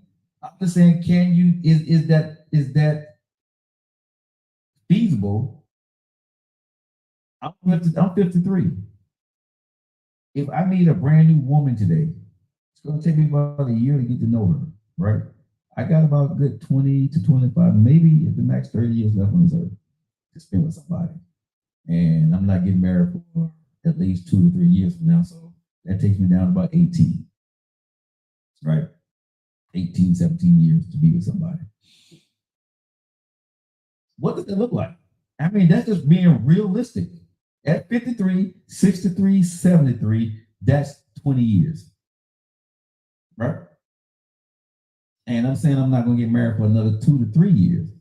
So, like I said, that takes me down to about 17, 18 years to be with somebody. A year of that is going to get to know them. So that takes me down to 16, 17 years to be with somebody. That's a short period of time. What does that look like? Because if I'm meeting you brand new and you done lived your whole life, how am I going to find the peace, the calm, the like-mindedness? How does that work? If you're committed to mutual respect, it will work. I think with the right people, you're right. Thank you, Christy. I think it will, Erica. Because I believe that there are couples that has the commitment and the mutual respect, and it just don't work. Now, in your situation, I believe it can work, but I do believe there are people that, you know, even though you love that person, even though y'all mutually respect each other, it just y'all don't vibe. You know, for whatever reason, y'all are not. Y'all either outgrew each other, or y'all the things that he does and she does is just not compatible enough, or it didn't change. You know. Now I like what Christy said. She said, "Don't set limits." I like that. I wish all of you had luck and happiness in your future. And I do too. I do reach that. It shouldn't be about the amount of years, but the quality of those years. Shh. I gotta look at all of it. I gotta look at all of it because I already gave 10 to a relationship. So I got to look at, am I going to do another 10 or 12 with somebody, or the rest of my life with somebody? Or am I happy? And the reason I'm asking this because some people are going to be very happy in marriage, but some people are going to be happier if they are single for that period of time that they got and just have somebody in their life. And there are a lot of people who's going to be happy if they're married to somebody and take those years and make it a quality time that they're going to spend with somebody and they find that person. But out of 10 people, let me ask y'all this question. Out of 10 people, 10 couples that get married now, how many of those marriages do you think are going to last those 20 years? I'm asking y'all hypothetically, what do y'all think? How many of those marriages y'all think are going to last 20 years? 10 couples, right? How many of those marriages do you think will actually last? Getting married now in 2024 with everything that we see, being divorced, getting remarried, how many of those marriages going to last out of those 10 marriages that you think are going to last for the next 20 years? See, y'all thinking the way I'm thinking, right? Right? Y'all thinking what I'm thinking, right? Exactly. Those numbers are because sometimes what you realize is you haven't changed, or that person realized that they haven't changed. As you get into the marriage with that person, you realize that this ain't what it is. Or I found and see sometimes that some of us got one more change in us, and some things we want to accomplish or do in life that may not be compatible in that marriage now. It shouldn't take a year to get to know one another. What? You should know what you're looking for at 53. Yeah, I know what I'm looking for, but I don't know you. So why would I'm going to take a year? Well, I'm supposed to get married to you in less than a year, Linda? Really? What they do that in?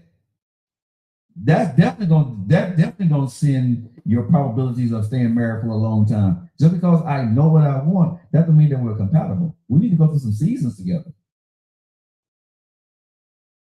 After shadow work, you deserve love, peace, and tranquility. Only because the guys are not ready, the women are so tedious, they self-sabotage early on. No, I need you to explain that, it shouldn't take no year to get married. I'm asking, I really want to, why not?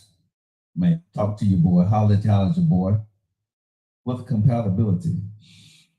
Okay. I'll tell you what I saw when I was in the dating scene, right?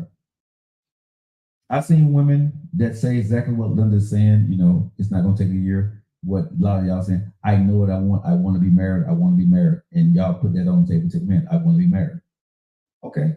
And then you give me the opportunity to be the man that you open the door for me to marry you. Right? And so when I was out in the dating world and I was dating and a woman putting it out on the table, I want to be married. This is what I saw a lot of.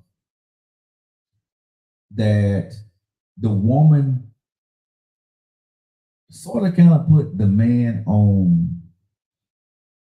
Okay, let me read them. Get back to you. Lem said, when you're older, you're more sensitive questions. Spend more time with one another. I get that, but it's still gonna take me a year. I would never marry a woman in a year, even when I do decide to get back in the arena. It will be definitely a year before, because we need to go through that season together. I like you a lot. Everything will be compatible. I'd be damned if I don't do my due diligence, because it's easy to get married. It's hard as hell to get divorced, and it's painful.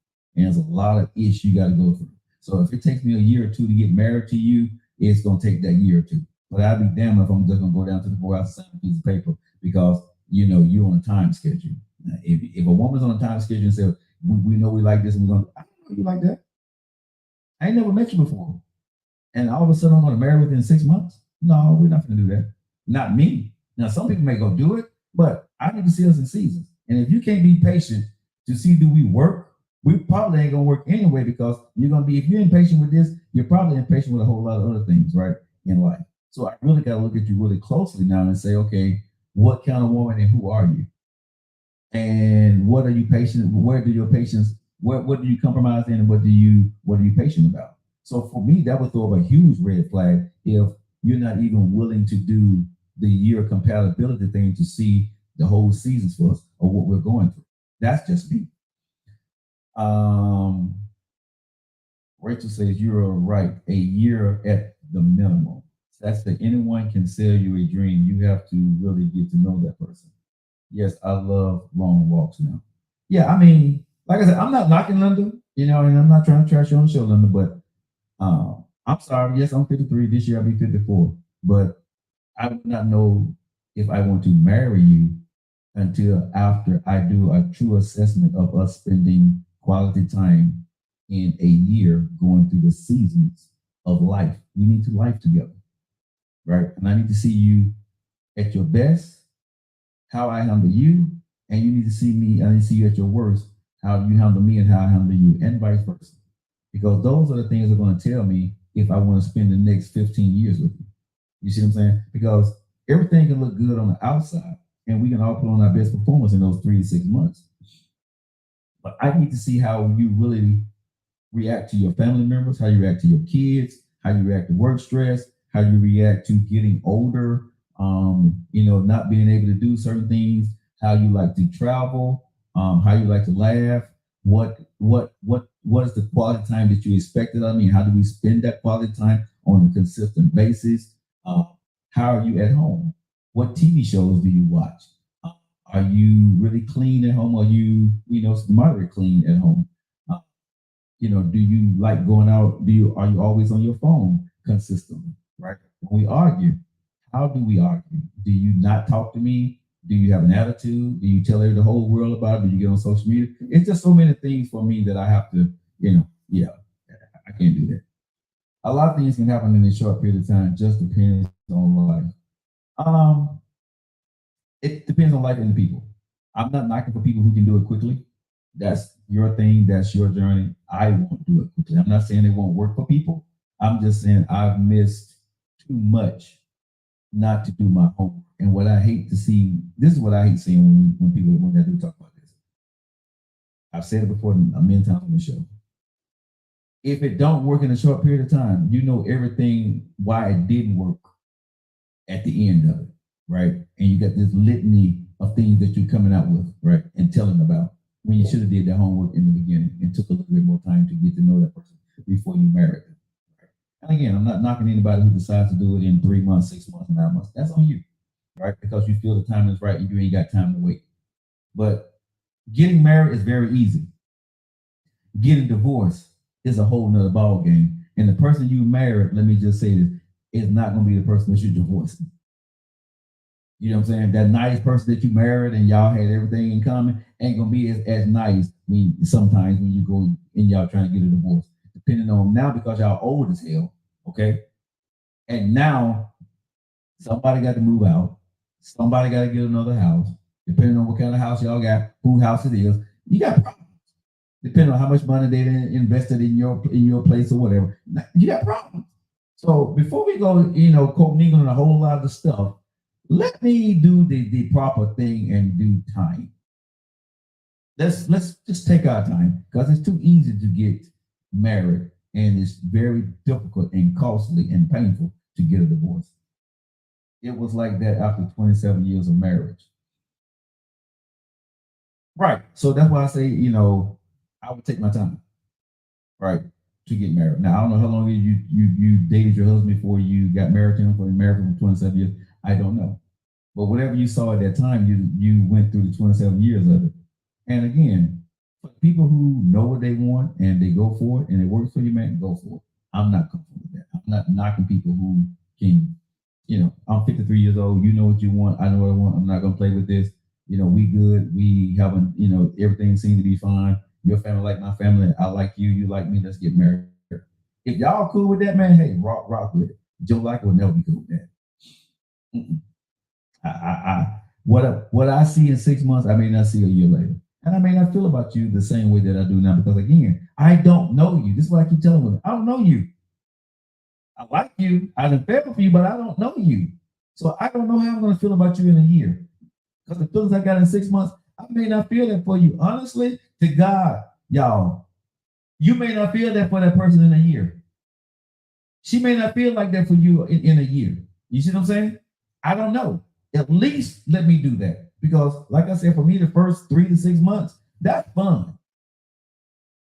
That's adventurous.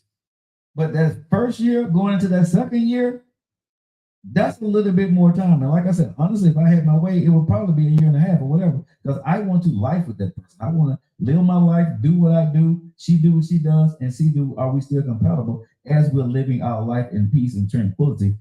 Can we work?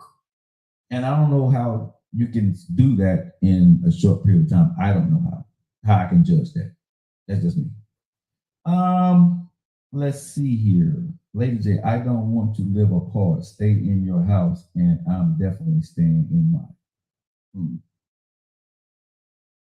That's true. Then you have to force yourself to like at least a piece of them. After 3 decades, 3 kids, and 3 grandchildren, who was that man? I don't know, Erica, you married him, so I couldn't tell you what you saw, he saw, you didn't do, he didn't do. I'm quite sure, again, there's 3 sides to every story. You know what I'm saying? You did your part, he did his part, and then the truth of it is that y'all both had y'all faults where it could have been better for both of y'all, I'm sure. So he probably saying the same thing about you. You know what I'm saying? Who was that woman after what you said? 3 decades, 3 kids, and 3 grandchildren. Who was this woman? You know what I'm saying? You have to be realistic and not overlook red flags. Again, what you're saying about your situation, ladies, right? And I'm just not referring to Erica. The man is saying the same thing about you, right? Because every action has a reaction, ladies and gentlemen, right? Yes, me and the man, we have done things wrong in our marriages. But ladies, every action has a reaction. And that does not mean that you go unscathed in this. You don't. I'm reacting to something that you probably did not do, did not say, did not participate in, or gave me a hard time and it was not true. Okay, so I'm reacting in a search manner. You're not, if you're married to somebody for a long period of time, you're not unscathed when it comes to why the marriage went bad. Most of the time, if you married, because if you married, right, ladies, let me say this to you now. If you married right, you married the right guy. It just didn't work out. Now, if you're blaming the guy about everything, you still screwed up because you married his ass. And you're going to say, well, he didn't show, but you married him. Regardless of what he showed you, you didn't do your homework. You didn't do what you supposed. Wait, no, I don't want to hear that. You should have took more time. You should have took more time. Because whatever that you Westbound and you married and you had them kids with that guy and you knew he was that guy and you still continue to life with that guy, that's on you now. That's on you now. When you saw who he was, you believe him and you stayed. And you kept getting deeper and deeper with him, that's on you now. And then you want to stand for the kids. And then you want to what? Getting pregnant again by him. That's on you now. So the man may be bad, yeah, but you are just as much to blame for that bad marriage as he is, because guess what you did? You allowed more kids to come into that relationship when you knew something was wrong. But you still was living with this guy, hoping that it was going to get better. It don't get better when you have kids, y'all. It doesn't. Bringing more bodies into a bad marriage is never a great sign of the marriage improving. It just means longevity now, because guess what? You don't want to be a single mom, and you want to be able to like him as a single mom with these kids. So you wind up staying. So when it goes bad, it didn't go bad in year 5 or year 10 or year 20. It was going bad during that time, and you kept staying in more and more in depth, doing more and more things of not getting out of it, but going deeper and deeper with that guy.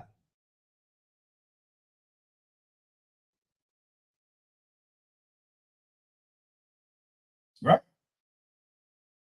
And as you get married and as people get older, and what I thought when I was 20, it's gonna be different when I think when I was 30, even though I'm married to you. When I think when I was 30, it's gonna be different when I think when I was 40. We may not be compatible in 20 years because I've seen life, I went through life, I went through religion, I went through different things, I've seen different things. Now I think something different.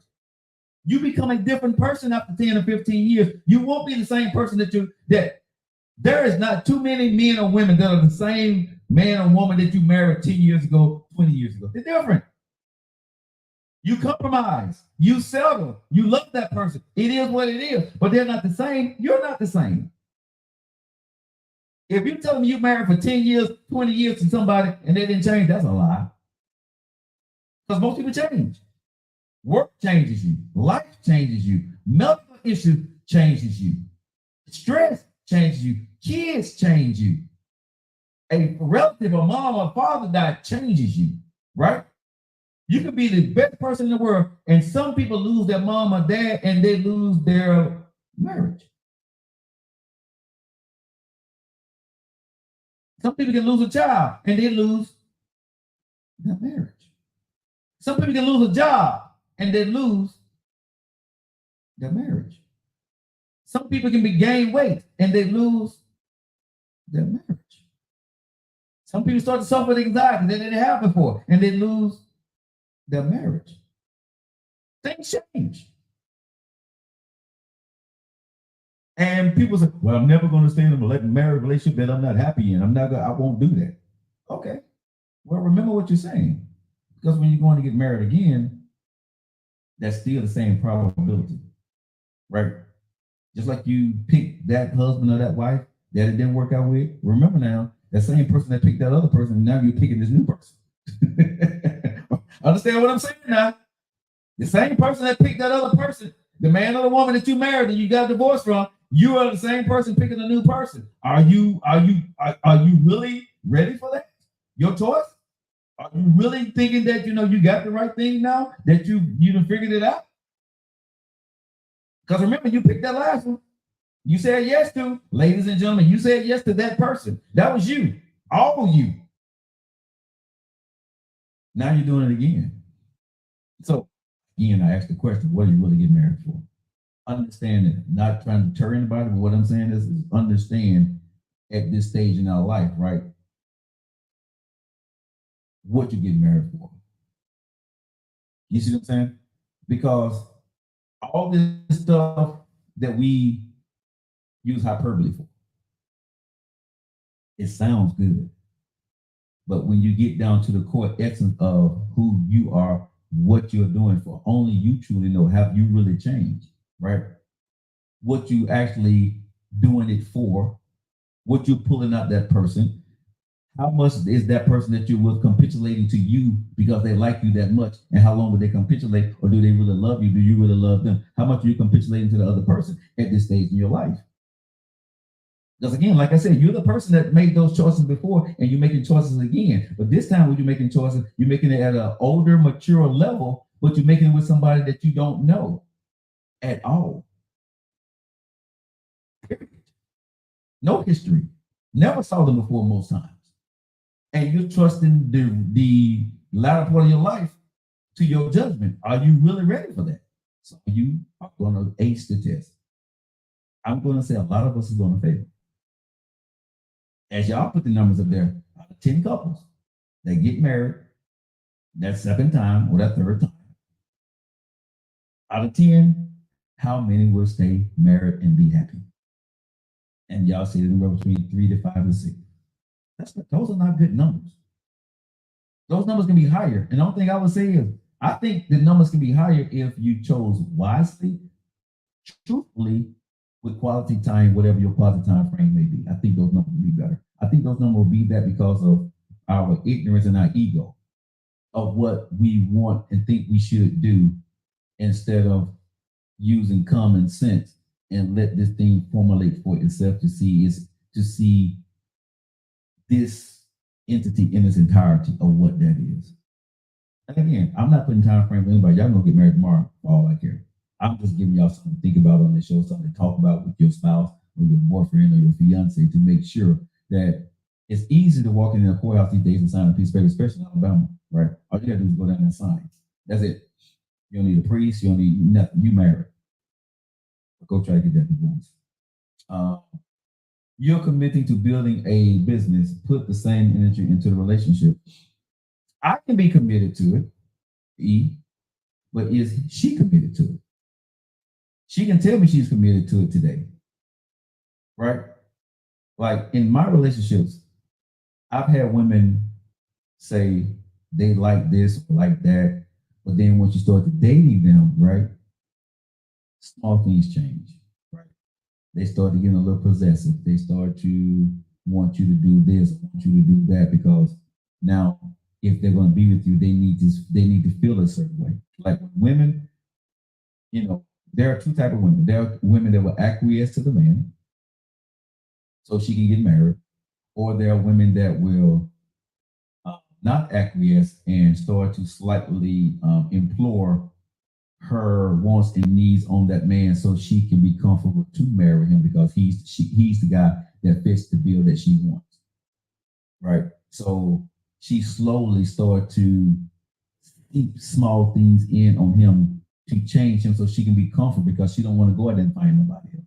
So she finds this guy and she starts to change him for what she wants him to be.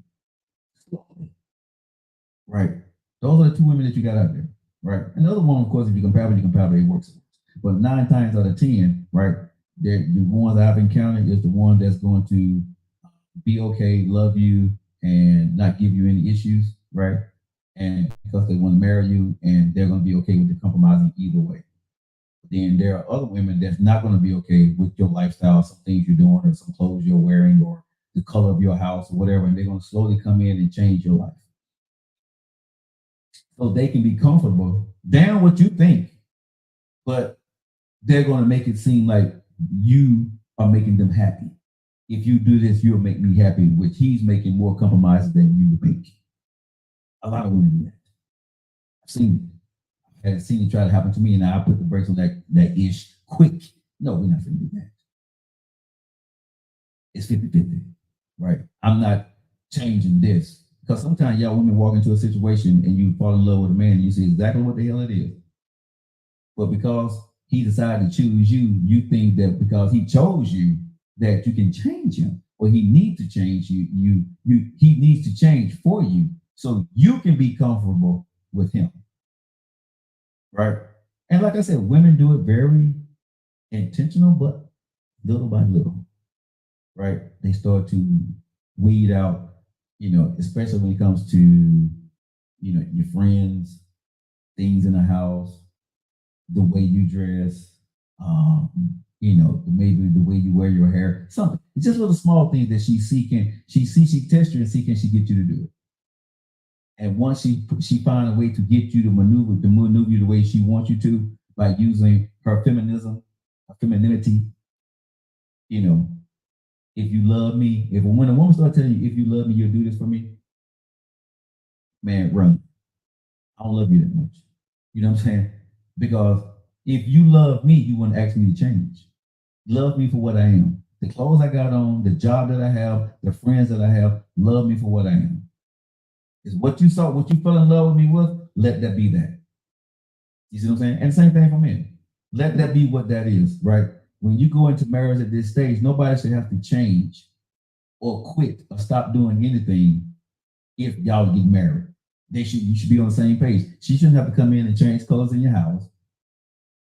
You know what I mean? Y'all changing cars, changing hairstyles, anything like that. That man shouldn't have to change to capitulate towards you. He shouldn't, and she shouldn't have to change anything to capitulate towards you. If you are truly meant to be a good couple, the compromise is going to be there, right? The compromise is going to be there. You don't have to change to be with somebody. But see, some men and some women, you found the person that has everything you want and everything you need. But for you to be comfortable with that person, you need to kind of nudge them right up, right? And that's going to make you happy. That's not going to bring out, your whatever you have in your life, right? You need them to be right here, and you need them to understand it, because if you're not right, they're not right here, you can't be with them. And then it becomes a sort of a threadish type thing, because now they love you, you love them, and now they're kind of walking. You don't really think about it, but they're kind of walking on the edge to keep you happy. Men and women do this, by the way, just not women. Men and women do this, right? But then you get so far into it, and like I said, what makes you do it is because that person has everything that you want. And so you go ahead and you live your life and you go ahead and go through with it, knowing even at that time that this is something that you really don't care for. And what happens is in marriage, that becomes the crack in the base for some people. You fell in love with me like I was why try and change me. I don't know, some people do. If you tell someone you like something, why wouldn't they change? What? Excuse me, Erica? If you tell someone you like something, why wouldn't they change? Why should they change? If my man says he likes my hair a way, I'll do it. I'll tell him I like his beard instead of his goatee. I'm not changing my beard to a goatee for you. I can love you, but I'm not doing that. And if I say I like your hair a certain way, but you want to change it, you can change. But I'm not changing my beard to a goatee for you. No, I'm not doing that. That doesn't mean I love you or don't love you. That means I'm just not changing. I am who I am. You love me what it is. I don't think that's considered love. That's just, again, to me, that's manipulation to me. If you say I like something, you know what I'm saying? I'm not gonna stop loving you if you don't do it. If you don't change your hair, I'm not. You know what I'm saying? If you change your hair sometime today, if you don't, I'm still gonna love you regardless of the hair. I'm not changing for you so I can be with you. If that's what you need to be happy with me, you know what I'm saying? Now, if it's just something, why don't you try this?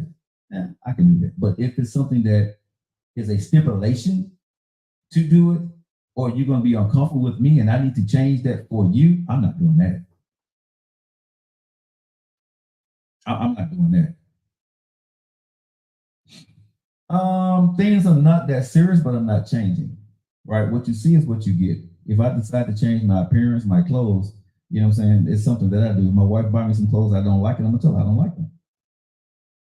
You know what I mean? She may want to see me in something, but I put it on and I don't like it. I'm not wearing it. Not to be resentful, but I like what I like. Love me for who I am, just like I have to love you for who you are. as we grow older together. Now, if you're doing it just to be playful and we're trying something new, yeah, I'm cool with it. But if it's something that's like that mandatorium, that mandatory that people try to put on, well, it surely will make me happy. But then you keep bringing it up, and you keep bringing it up, and you keep bringing it up. Those are the things I'm talking about. Just making a suggestion, yeah, I'm cool with that. But if it comes to every time I go get my beard trimmed, honey, why don't you get a goatee? I'll show lazy. Now you're finna piss me the hell off because I'm telling you, no, I like my beard. I'm not doing the goatee thing. I like my beard. Now, I don't really like. Well, I don't give a damn what you like at this point, baby. I love you, but I'm not. I'm not cutting off my beard. I like my beard. And if my beard become a problem for our relationship, well, again, you was never in love with me. It was you wanted me to look and be a certain way, and that's not gonna happen. If that makes sense. What if you don't like the person's attitude? Well, you shouldn't be with them anyway. No one said a stipulation or a deal breaker. Okay, Erica. Like I said, that's just me. Joe, you are telling it as it is. Be the boss. Yep. You take me as I am. Period. And I just think going into this stage in life. The reason I'm saying, do you want to be married? I'm about to get out of y'all. Do you want to be married or not be married? We got to be careful for saying what we know, what we want, and making sure that other person is doing and on the same page. There are people who knows exactly what they want and found the right partner, and it works out perfectly. But when I gave the numbers, and you guys, I said 10, I said how many?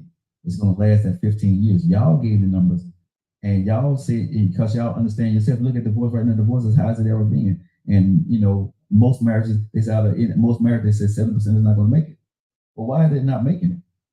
Because they have some type of issue, right? Those are the facts. These are the numbers. Y'all can look them up. I'm not making this stuff up. So I would say at the end of the day, we can stand on our business, whatever we want to call it, of who we are, what we're demanding. But I would just say, make sure you understand, as the woman or as the man, what you want, what you are doing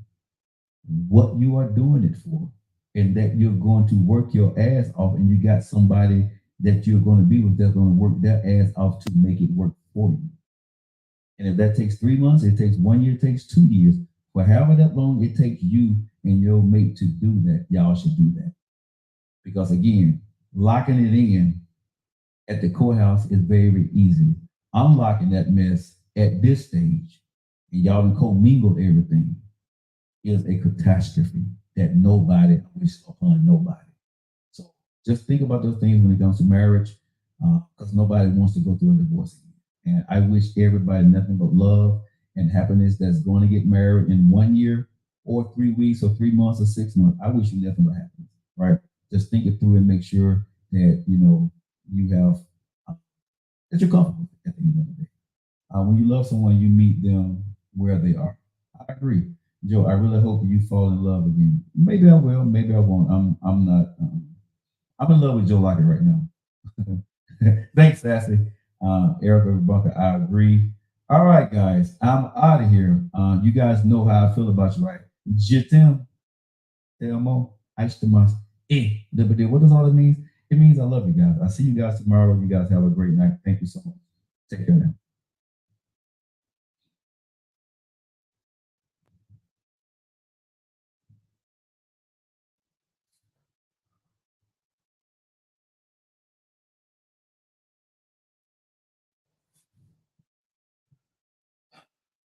All right. I don't know what's going on. All right, YouTube, Facebook. Thank you guys so much. See you guys tomorrow.